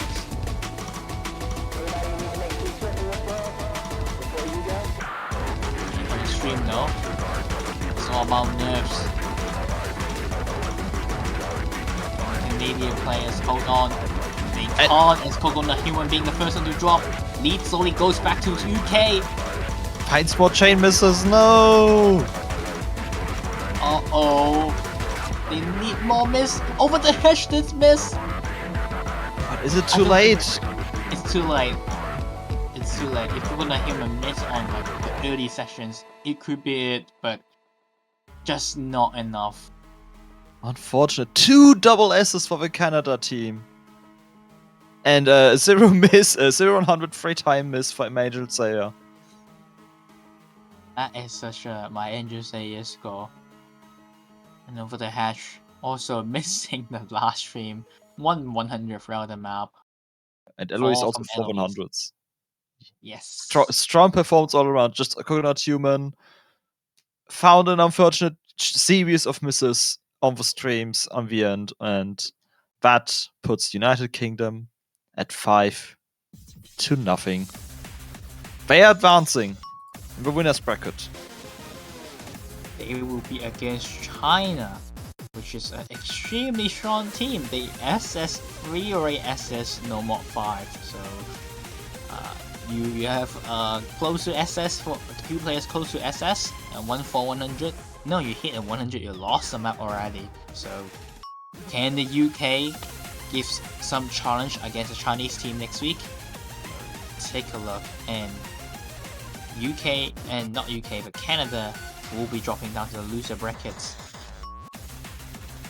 They will be facing against Brazil. They're going to South America. Brazil. It's, as we do see, Canada actually having 3 players today.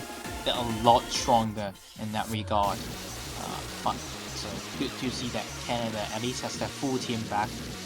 Did bomb the qualifiers a bit, but even if they have their 3 players, I think that at most they can probably get 18, 19, or I don't think 16, above 16 was possible for Canada in terms of some of the teams they got. But anyway, still, good to see all players are showing up, because it's really important, especially for their team where all 3 of their players played all the maps today.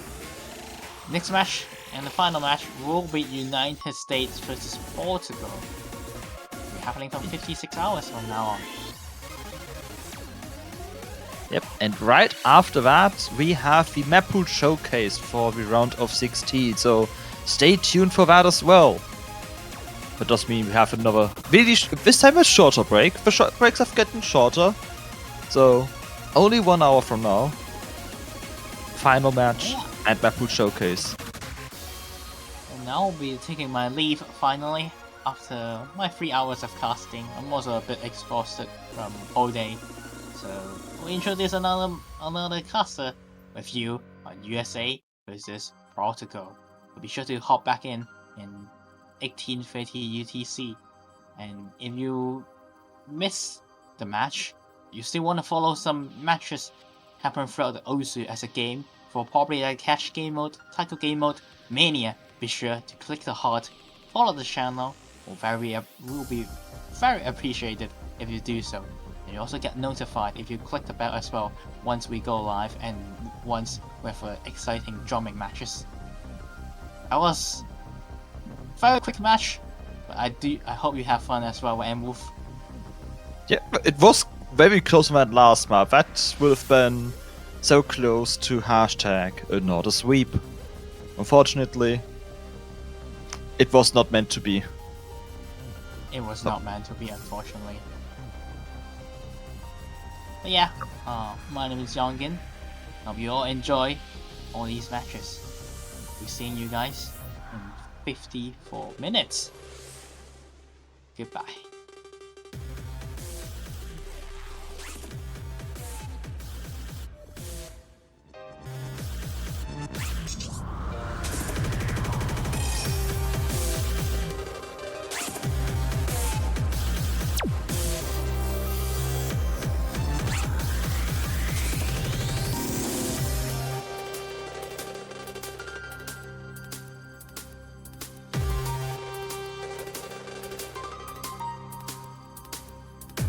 Now that you are ready for your second lesson, let us look back and see what were the most important things you have learned from your first lesson.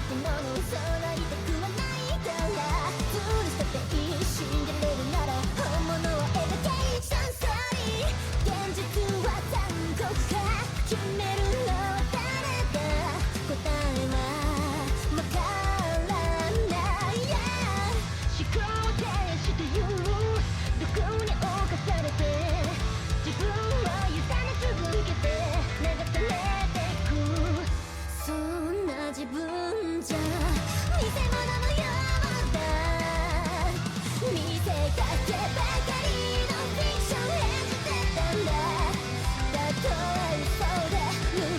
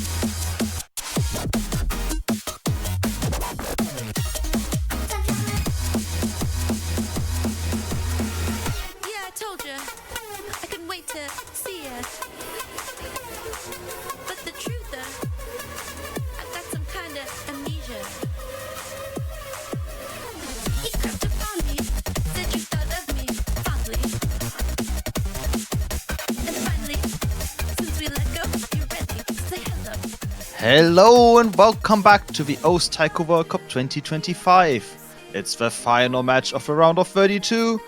United States, the number 3 seed versus Portugal, number 30 seed. I'm Enwolf and joining me is Yasuho. How are you doing? Good evening. I'm doing great so far. I'm very excited for this match. How are you? I'm doing great too. I just got the 4th match for me for today. They've mostly been sweeps, even though there were chances for that to not happen. Obviously, this match has a really large seed discrepancy, so Yeah, that's it true. would be foolish to assume it won't be a sweep. But I know the Portuguese players, the Portuguese team has some strong players like Baby Snakes, always one of the top players in qualifiers. Yes. Yeah. They have a chance. However, the team of the United States are looking hella strong. Again, with some names like Aurora Fasmata, G-Sadat, of course, Silver Tyrant. Yes, this is going to be interesting if Portugal can pull off 1 point. Yes. Yes. Acute observers might notice we are still on the screen, which is, of course, because we are waiting. United States has a full team. Unfortunately, so far, we don't have a Portuguese player in the lobby yet. Hopefully that changes soon.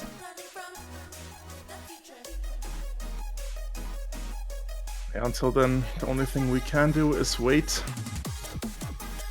Listening to some time traveler in the background for now.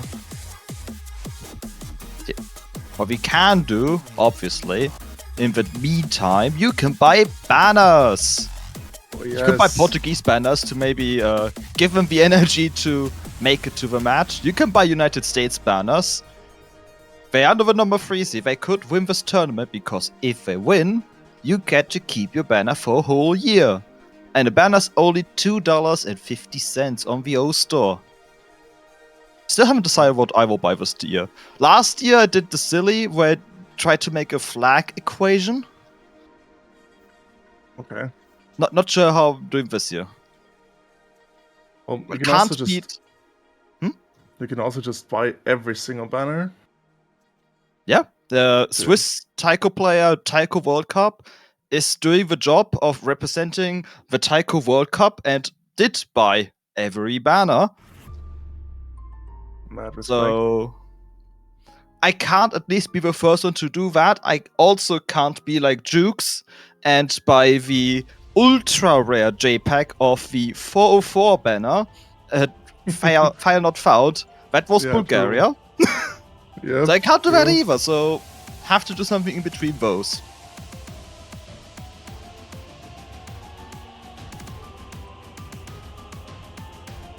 Supporting your favorite team is obviously the best option. However, if you want to support the entire pool and the game, buying all the banners is also the option for you. Yes, and we are still waiting.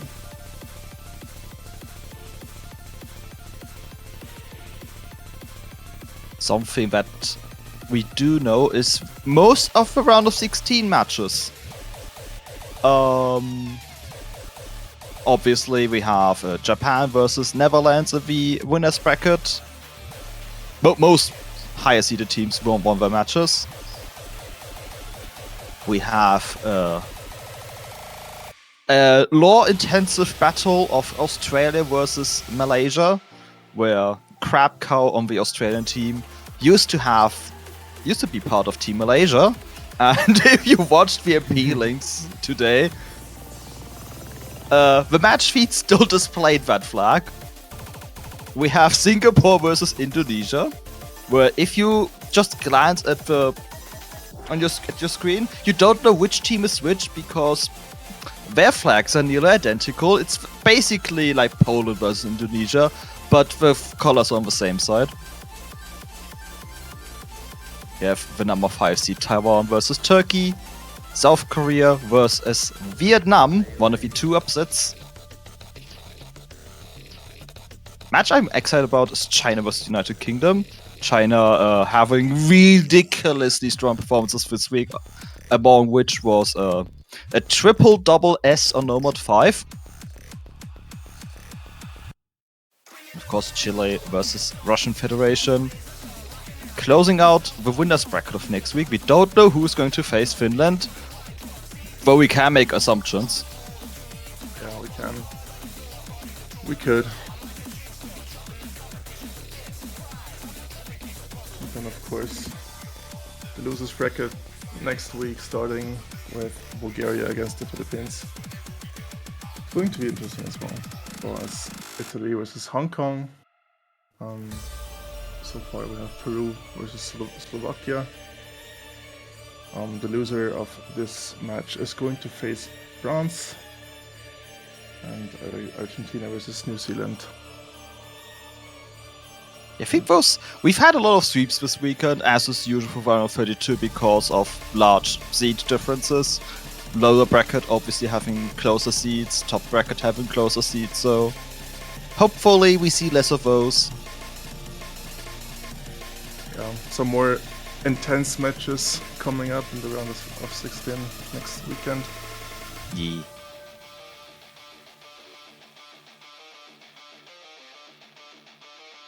Also, a minor update, we have 2 Portuguese players in the lobby right now. If you paid attention in school, 2 is still, unfortunately, less than 3. So, we are still waiting. Hopefully, something happens in the next 3 minutes. I sure hope so.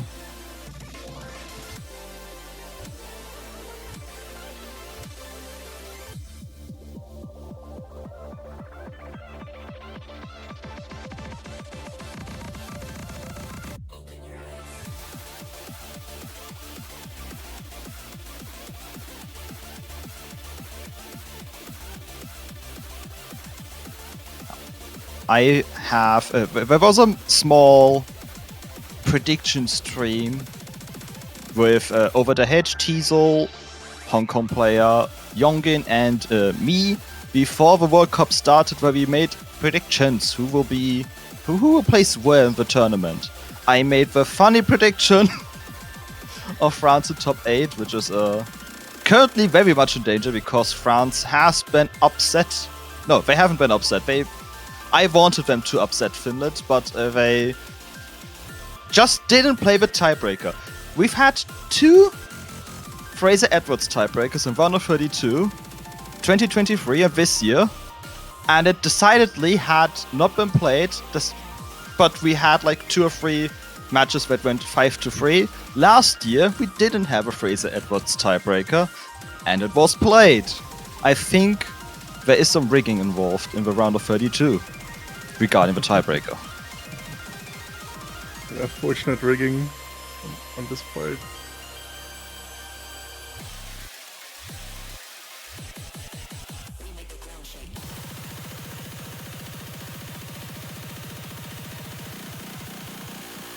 Also more positive. Another update, slightly more positive, unrelated to the match. The round of 60 map pool showcase will start basically immediately after the match or non-existence of the match. So in 1 minute, it might be time to see the next map pool. So either we are going to have an exciting match now or an exciting map pool showcase. Indeed. Same pool size as this week, but more difficult.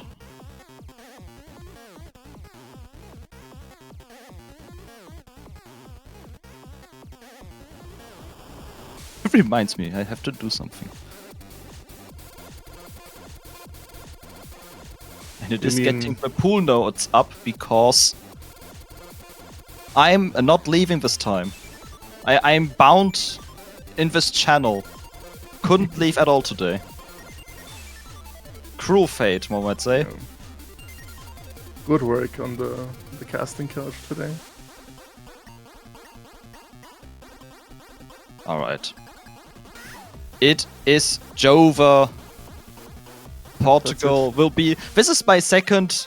There's been 2 wins by default, and I've had the joy, question mark, of having both of them. So, Maybe I wouldn't- United... Wouldn't call it joy, but I wouldn't call it joy either, but United States wins by default. Advances the winners bracket to face Finland, while Portugal faces France. That does mean I already going to say goodbye to you. yeah, it's true. I'm going to leave. So Yep. was nice having you. So yeah, Thank you. thank you. See you next weekend. Bye. And instead, map pool creator Rafelch is going to join for the map pool showcase, as is tradition. The How time you has doing? come once again. I'm doing great. A bit earlier than expected, but that's just the way things go sometimes. Indeed. How are you doing? You've been in here for a while now. Yeah, I'm doing great. Sad the match doesn't happen. Just like I was Yeah, sad yeah. that yesterday I didn't get to see Japan do evil things to the map pool, which is triple double S-ing everything. I mean, that just means they have more time to, power up for next weekend. Indeed. Netherlands will have very much an uphill battle next week. Wait, the Netherlands? It's the Netherlands facing Japan. Oh no. What? Well, Yep. With how they played this week, getting, extremely good, high consistent scores on just about everything, they might take a point. You never know. Yeah, round of 16? Actually, round of 16 quarterfinals have been classics where Japan drops 1 or 2 points. I And mean, then they don't again in semifinals. they're just so good. But if everyone else can also be that good, they could still get a little silly miss here and there. Yeah. It could be nice and close. And we are going to see the map pool, which will hopefully provide a few more close matches right now. Yeah, we were sort of stalling a bit to let people trickle in after the sudden schedule change, but what do you think? Should we get going? I think it's time. They've had 50 minutes almost. They've had time. was- If you weren't watching the Portugal match that didn't happen, then you deserve to be a little late to the showcase, They should have seen that match, or well, should have tried to be there at least. Yeah. You especially if you're Finland, you need to know your future opponent, and if you're going to be facing United States in rounds after, you need to know that United States probably will also destroy this map pool, so like other top seeds have. Looking at you again, I mentioned this before, but China with the triple double S and Nomad 5, we do not think that's okay. Well, whether or not that's okay, we'll have to see when this week's Nomad 5 shows up. But I just saw the viewer number shoot up on the stream, so if Trosk is ready, I think we're ready too. What do you think? I'm ready. Oh. Yeah, we are good. So let's just not waste any time and check out the pool, Nomad 1.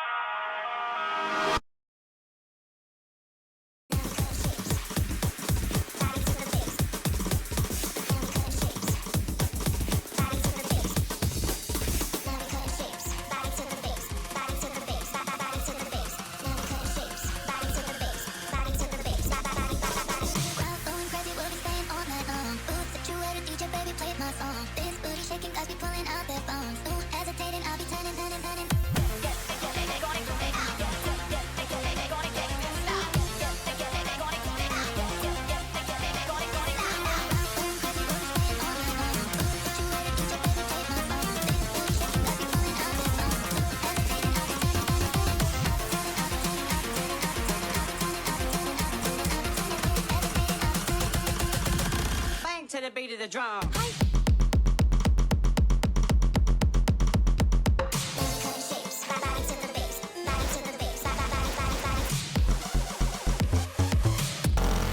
Bring the beat back.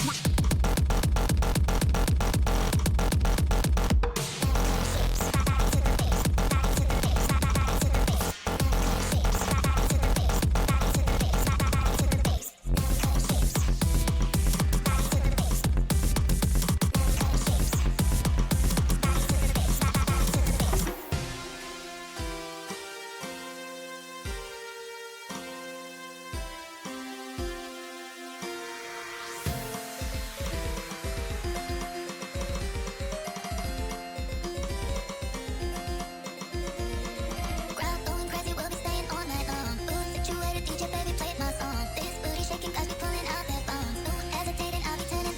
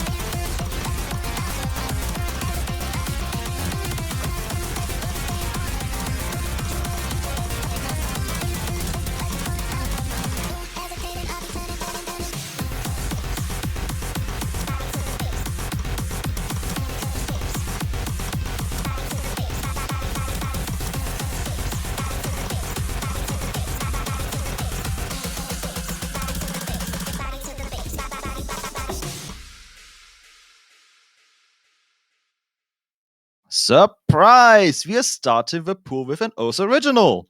That was Body to the Drum by Slacks, a map by Lure1211 and Waribashi, also known as KTYN, if you're... well, that's the old name. We thank Antlion, the illustrator, graphics design by Venerable Nyanta, design QA by Alex Dunk and Red CXCA. Obviously, Sakura006, our video design coordinator. Replay was also done by the mapper Lure1211. Thanks, everyone. They are Yeah, so that was the one. skilled, aren't they? There's your Nomad 1. And you know, if the mapper can play the Nomad 1, then so can you, the player, right? Right. Indeed. Mapper As buff you is see- not real. It's a pretty standard Nomad 1. It's a Slacks map, and it's made by Lure and KTYN. You know what you're getting. But maybe you weren't expecting an original, so there you go. The Nomad 1 of Nomad 1s. Moving on to Nomad 2.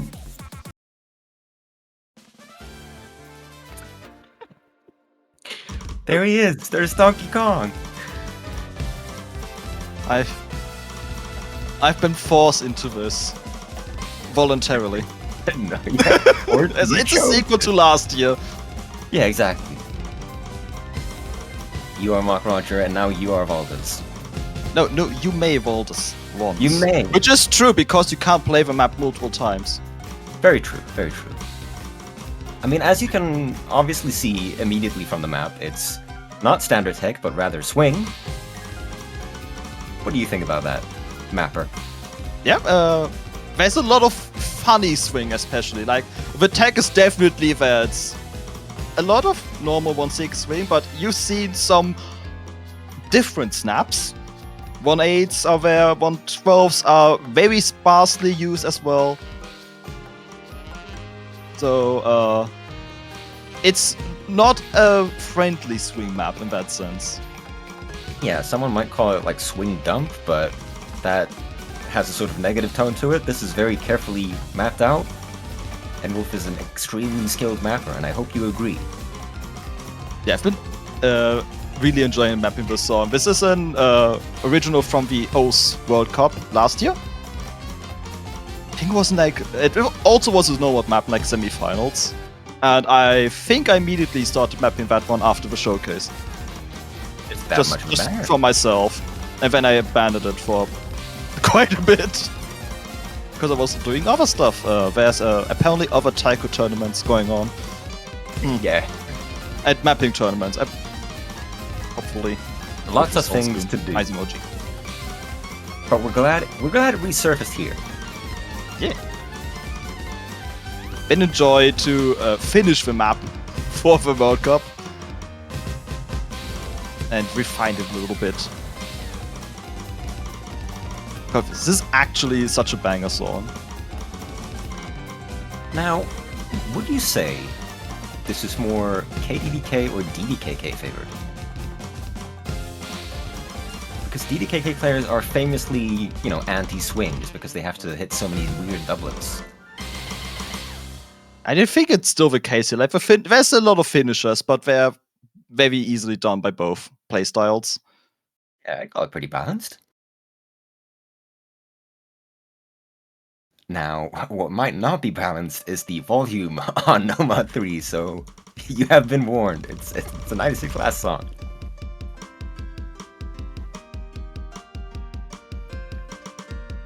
BPM going up by 10.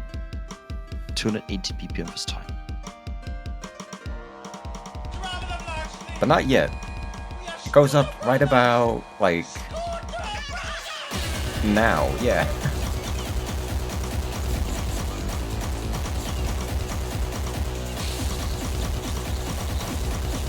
This goes quite hard. Yeah, But I mean, this can't be the 6.47. 6.4 star section of this one. Ah, here we go. Doublets, 1-3. Speed, but also finger control. Look at all those doublets.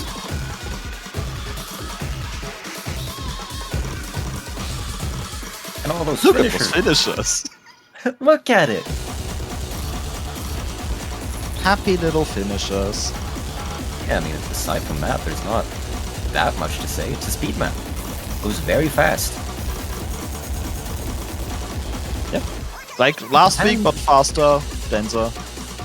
You can mention that the OD is fairly high. I mean, last week was also 7, but when you keep increasing the BPM, you start to feel it a lot more. Yeah, quite a few players actually felt the OD on this week's Nomad 3. And DT2. Especially DT2, that's OD 9.5. We'll get to the bear later. Yeah, we'll get there. There's a lot more maps in between. A little bit more map left.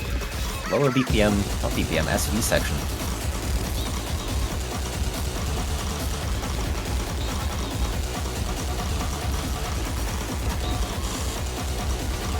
That's about it. An extremely dense ending.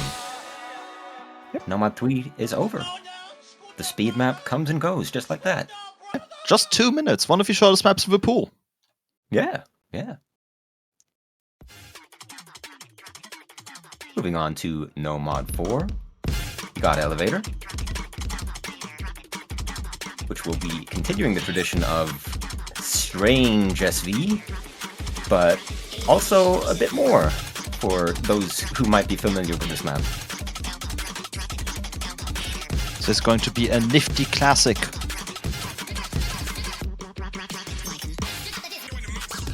Nifty quite at home in the Nomad 4 slot over the last few years. Yeah, and here's what it's all about. Stuff like this. Can you tell what's going on? I see doublets. But where are How many they? points do I win for that? I'm not going to hit them, that's for sure. A for effort. That's what I give you. Hell yeah. Like, at least I know what some notes that I'm supposed to be hitting are. Maybe with practice, I would only miss some of them. That's the But thing. the tournament players have to miss none of them. You gotta practice Nomad 4. That's just how it is. Especially with this slow, high, sort of overlapping tech part.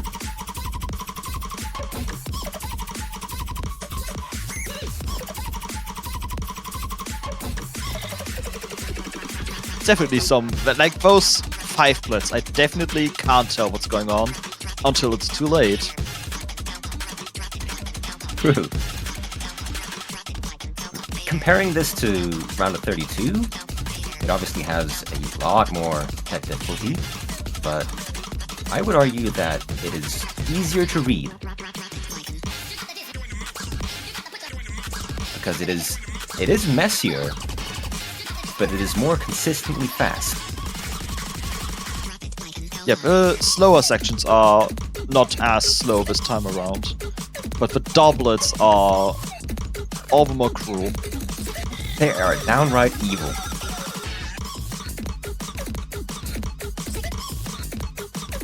As you extend them in this part to triplets. What might is be this hard all? to see. Yeah, Nifty has definitely mastered making that notes perfectly stack while they scroll in and then be like, ha, got you, and then you get misses. Fucker, you missed.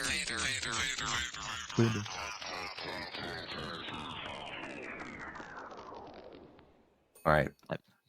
Elevator, see you later. Nomad 5, the heist. Fraser Edwards is back! And This unlike- time, he will be played. This time he Surely. will be played. There's a conspiracy against Fraser Edwards tiebreakers, and I'm not okay with that. The Dark Vortex in the Nomad 5 slot, following Psy in the Nomad 5 slot.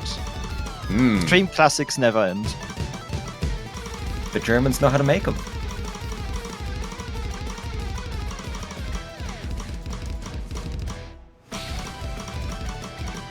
This is definitely a bit of a step up from last week, but it's also a step down in the accuracy requirements.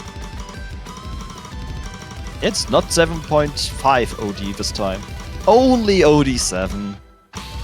But best 1.6. I would argue people should be will be happy there's it's not 7.5. Yeah, especially DDKK players, because that is a mono 1-6.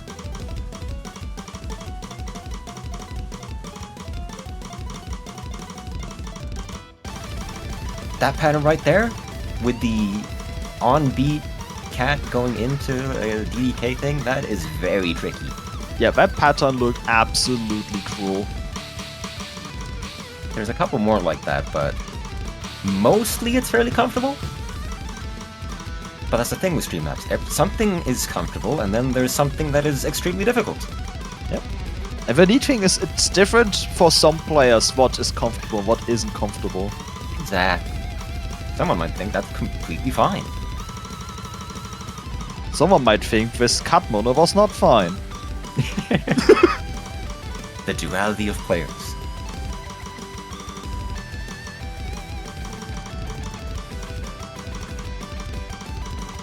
Bit of a calm section to recover if you messed up.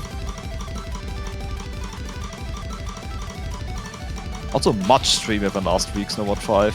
So Yeah, can't just be shit missing at the end and die. It's more potential throughout the map.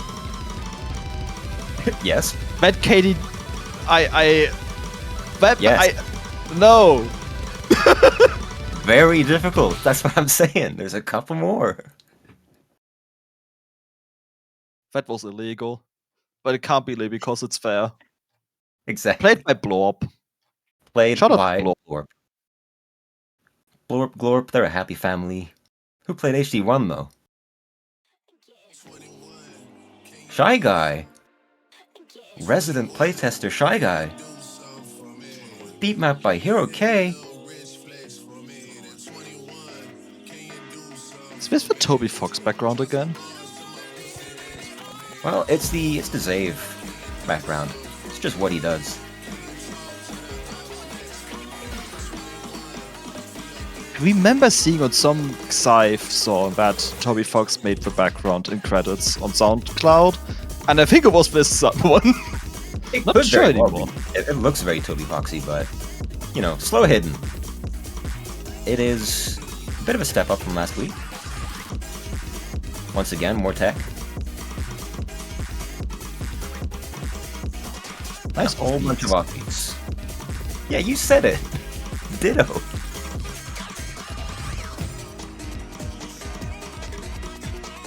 players will be happy if there was a certain 1-8 quintuplet in the last one that caught a few players off guard because of, well, its existence. Yeah, It there looks are like no, this one doesn't have that. no crazy bursts. Just definitely reading instead.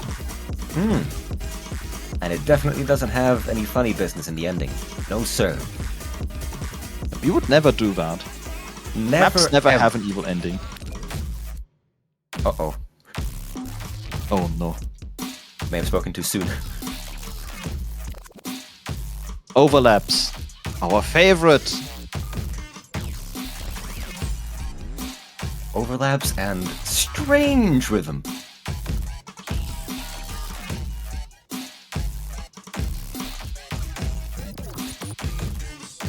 Don't miss here because this map only has 600 notes.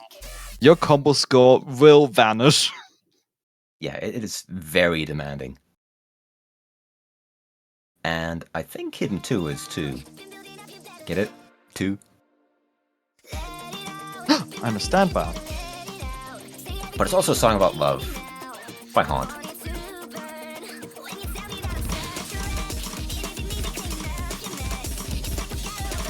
Keen eyes might have noticed that this means this is a Brazilian hidden pool.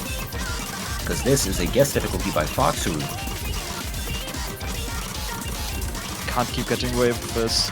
Mapping instead of playing the World Cup. SMH. Yeah, Brazil really transferred all of their power to the map pooling team this year. We're probably thinking, if Germany can do that, we can do that too. At least Brazil still has a team. Woohoo!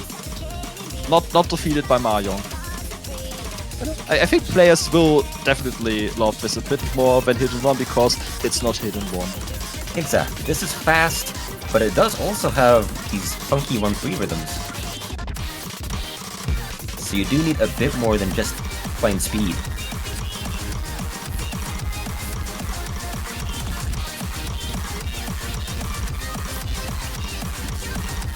It's definitely quite approachable.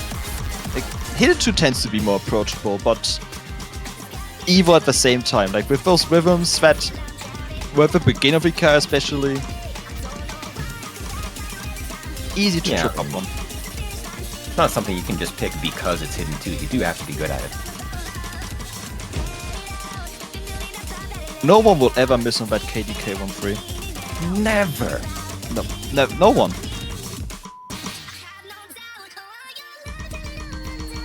Definitely hasn't happened in the last pool either.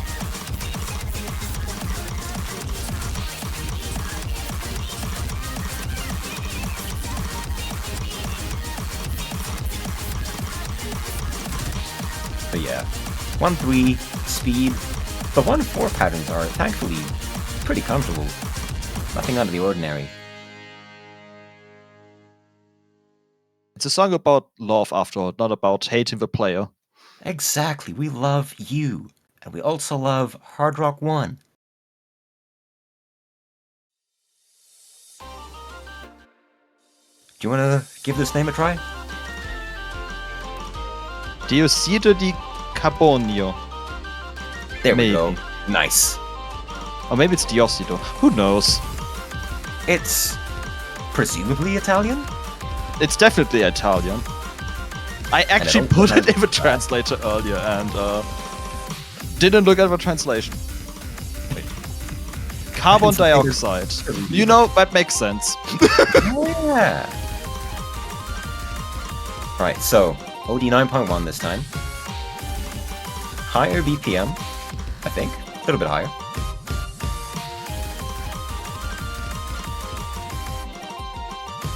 A little bit higher, still not the max it could be. Still nice. Funky 1/6 doublet.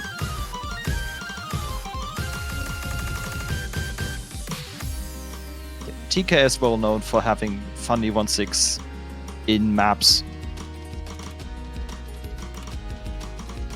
Since always. Using 1/6 back in when 1/6 was forbidden. Oh, Thankfully, this map is actually pretty new.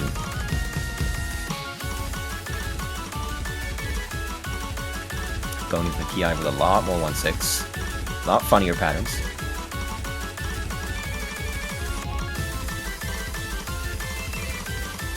There we go. There they are.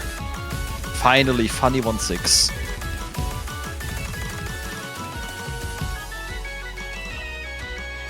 Ki over, and I believe at the end is just more of the first part. So yeah, watch out, especially for these 1-6 triplets. They are not quints, not quads, they're triplets. Shorter than you might think. Makes it difficult to hit the 1-4 afterwards because they seem to be doublets. Yeah. So that's your AC. HR2 also has AC, but it's mostly speed, so let's check it out. Goes up to 215 BPM this time. That's 50 more than last week. That is 15 more than last week, and I don't quite know why Hard Rock Effect's starting the way it does here, but with HR, this is a 6.7 star map, so that is a bit of a jump from last week. Oh yeah, slider velocity effect star rating now. Very fast stuff does, so once slow stuff does as well, it might balance out with a hidden pool.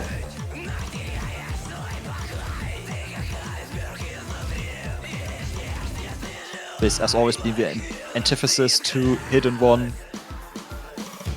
Death for a different group of players.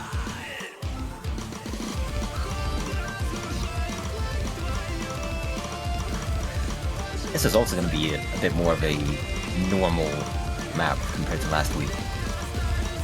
But it's much streamier, as you can see.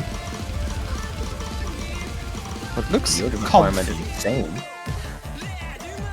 It's comfy, but then boom, speed change.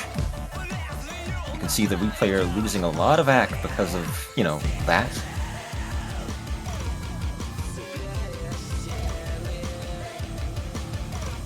Finally, 2024 map pools with BPM changes are back. Yes, are back.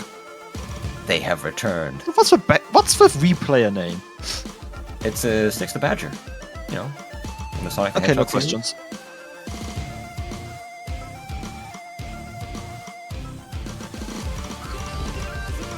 There we go, another Ki. Back to speed focus.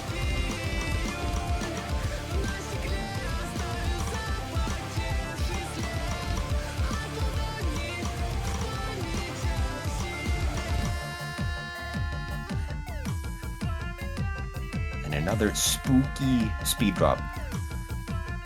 You might want to do what the replayer is doing and just ghost tap the hell out of that. Yep. Would hate to get 100s in the end and lose the point. Alright, DT1. You'll notice I had a sort of pause there to lead into something else. It's Spooky Q by Aerie. I think this is a really difficult map, but all the playtesters said it's nice, so here you go.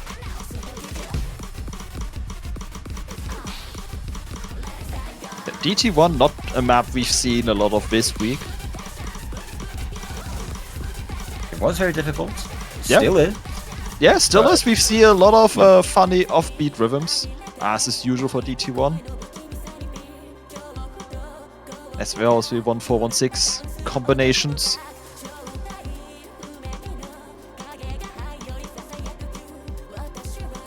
This is a Toho song, isn't it? I think so, but I don't know what it is. I can't put my tongue on it. It's a remix of something, or, you know, arrangement of something. I'm sure we will have the information on that in chat in a second. Yeah, the lore masters know. Yes.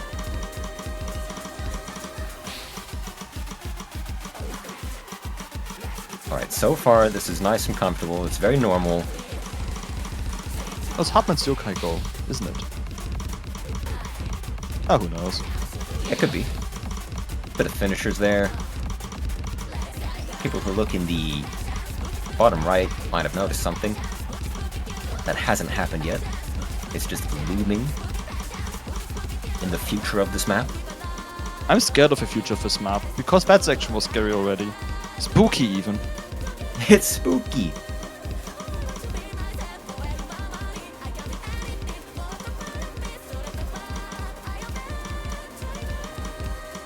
Right, this is just a bridge section, but here is the hard part that hasn't actually happened yet. Oh no, the speed increase! Speed increase and SV decrease? Doublets, huh? Oh, they're cute.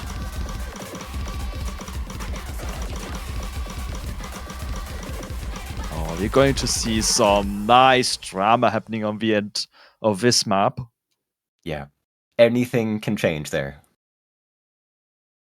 Spooky Q, Toho, DT1. What's DT2? Oops, it's also Toho. Obligatory DT Toho pool. Normally Gotta have a it. standard classic.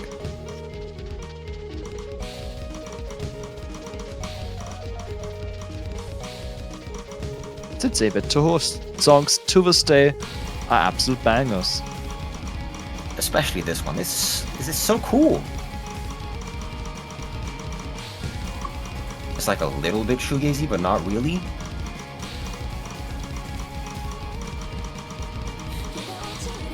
Same BPM as last week, but one might notice the Yeah. density is way higher. Basically, the end of last week's DT1 is how this one begins, so I can imagine how the ending looks like. Pretty much. Keeping the BPM the same while raising the stamina requirement like crazy. As you can see by the accuracy on the replay here compared to last week's SS.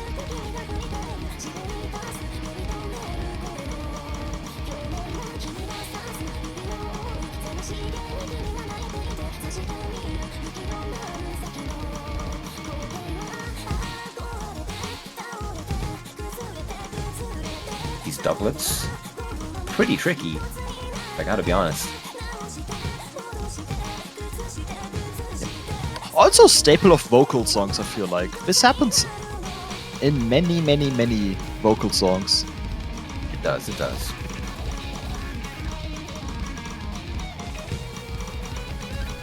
This keeps the classic up of being the denser speed pick instead of kind of burst pattern density.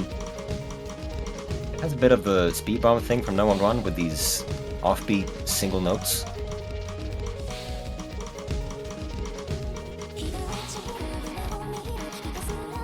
Yeah, players will have to be very aware of these doublets, because with the high OD of double type, that's an easy spot to find 100s on.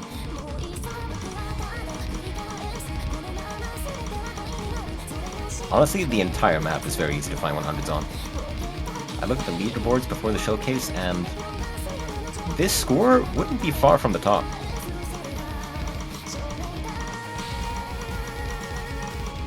Impressive. But yeah, I imagine this is going to be a tough one. Like, Darling was kind of comfy up until the end. Yeah, This yeah. is definitely not comfy anymore. Same speed, minus comfort. Plus Bird. Plus bird. Alright, DT done. Free mod? Free mod. Zek free mod. Never seen that before. Yeah, wild. And it's mapped by Rakibashi, also never seen before. Never seen before, especially not in No Mod 1.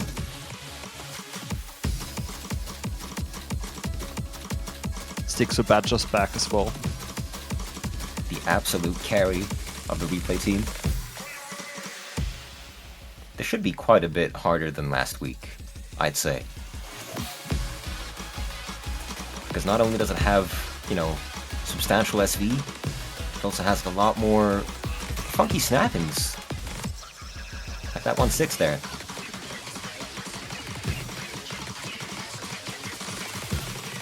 Nice mono section right here.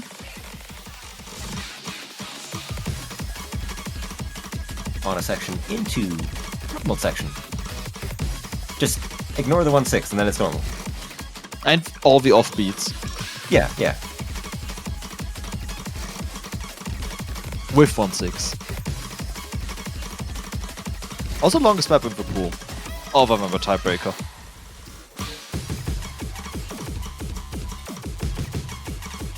Definitely need to be very consistent on this one. For a long time. Yeah, it should be... Well, not should be, but it might be very easy to overmod this. Even though it is the mod-friendly of the 2 free mods. You could very easily go in over your depths.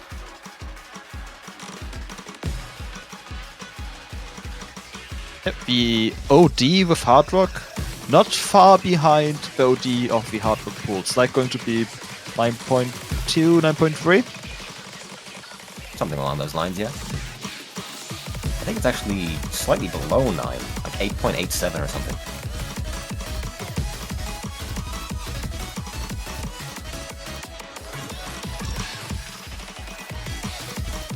Very tricky slowdown there. Not a slowdown, but more of a breakdown. These doublets, also very tricky.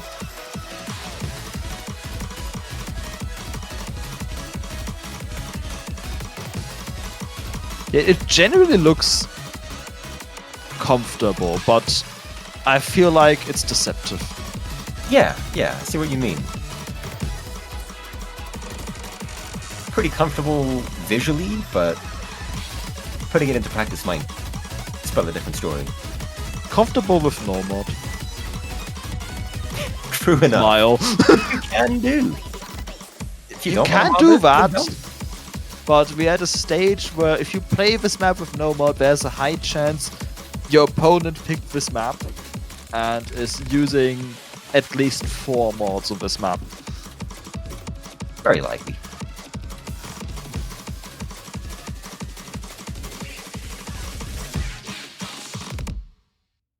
There you go. There's your free mod 1. Trinity 4 Zek.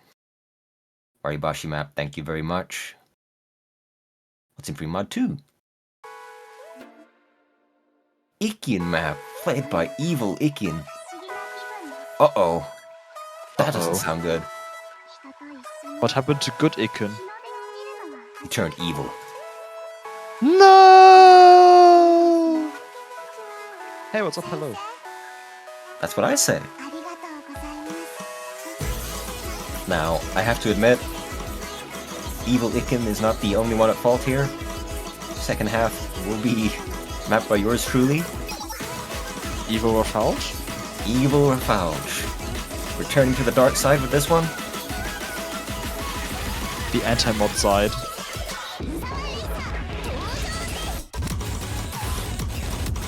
Some very funky patterns in this. Like that right there, a DDD, K DDD.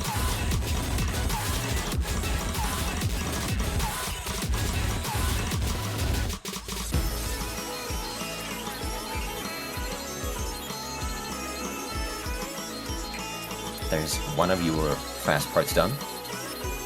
Going into the token slow parts, which is actually not here. You mean it gets slower? Oh, it does get slower. But that's as slow as it gets.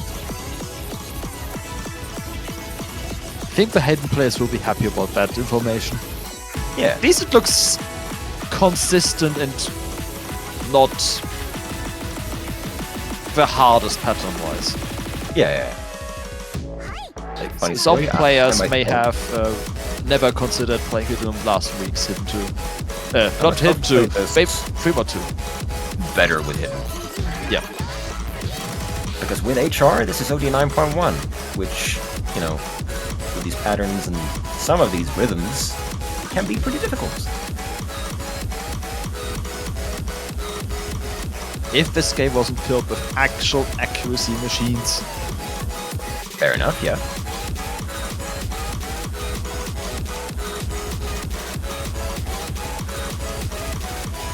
The 3 bracket is where you actually get scared of player performances. Yeah, because that's when they get to really show off and just put on whatever mods they can fit in. Alright, Speaking of showing off, the tiebreakers now. tiebreaker time. It's not an original, but it The is gasp. Yak 03. This is Yak 03. You're currently listening to Dario Korai-made sampling Japanese An music. already submitted ranked map. Hyperflip pool. Especially with this TV because it just throws in a whole bunch. Daria Core is real. It is real. And it's here in the round of 16.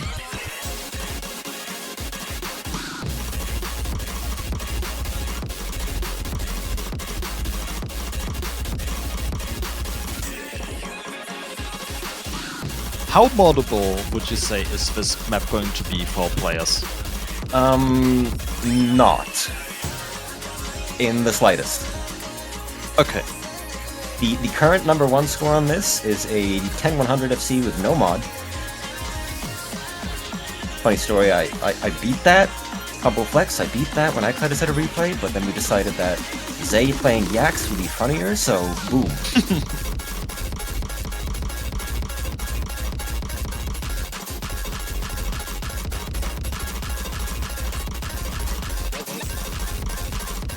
I only now realized that.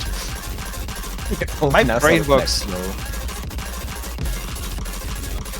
Here's a very fast stream, which is quite hard with Hard Rock. Yeah, I think. Dear God, Dear Lord. I can see where the non-modability comes from. That slowdown mixed snap was devilish. Yeah. And don't worry. There will be plenty of evil goodness for Hidden as well.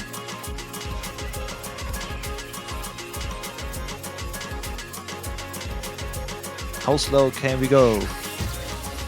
Do you really want to ask that? I can picture it already, actually. Yeah, I think it's coming up right after this. It's a bit of a transitional section. See if my mind's eye predicts this correctly. Did you? No, I was thinking of a slow BPM stream. No, not slow BPM, but like half SV stream.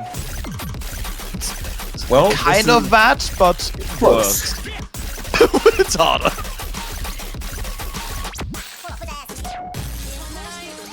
Some fun ninjas stacked on top.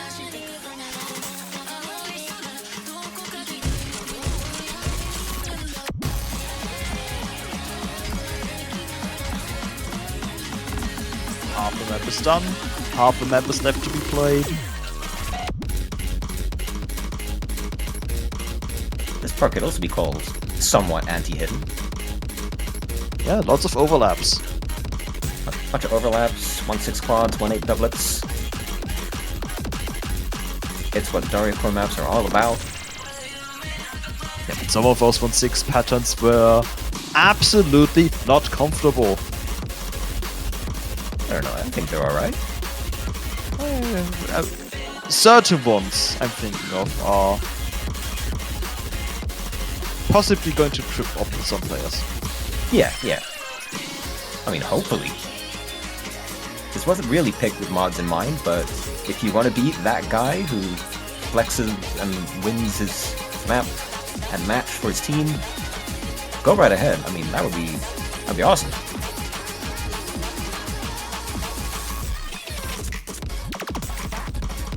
Surely one player in a 6-player match would be crazy enough to go with a single mod at least. Despite how anti-mod tiebreakers have been in the past, players always find a way to do ridiculous things in tiebreaker. Very true. Sometimes with mixed results. But it's always fun to see players try to demolish tiebreakers as good as they can.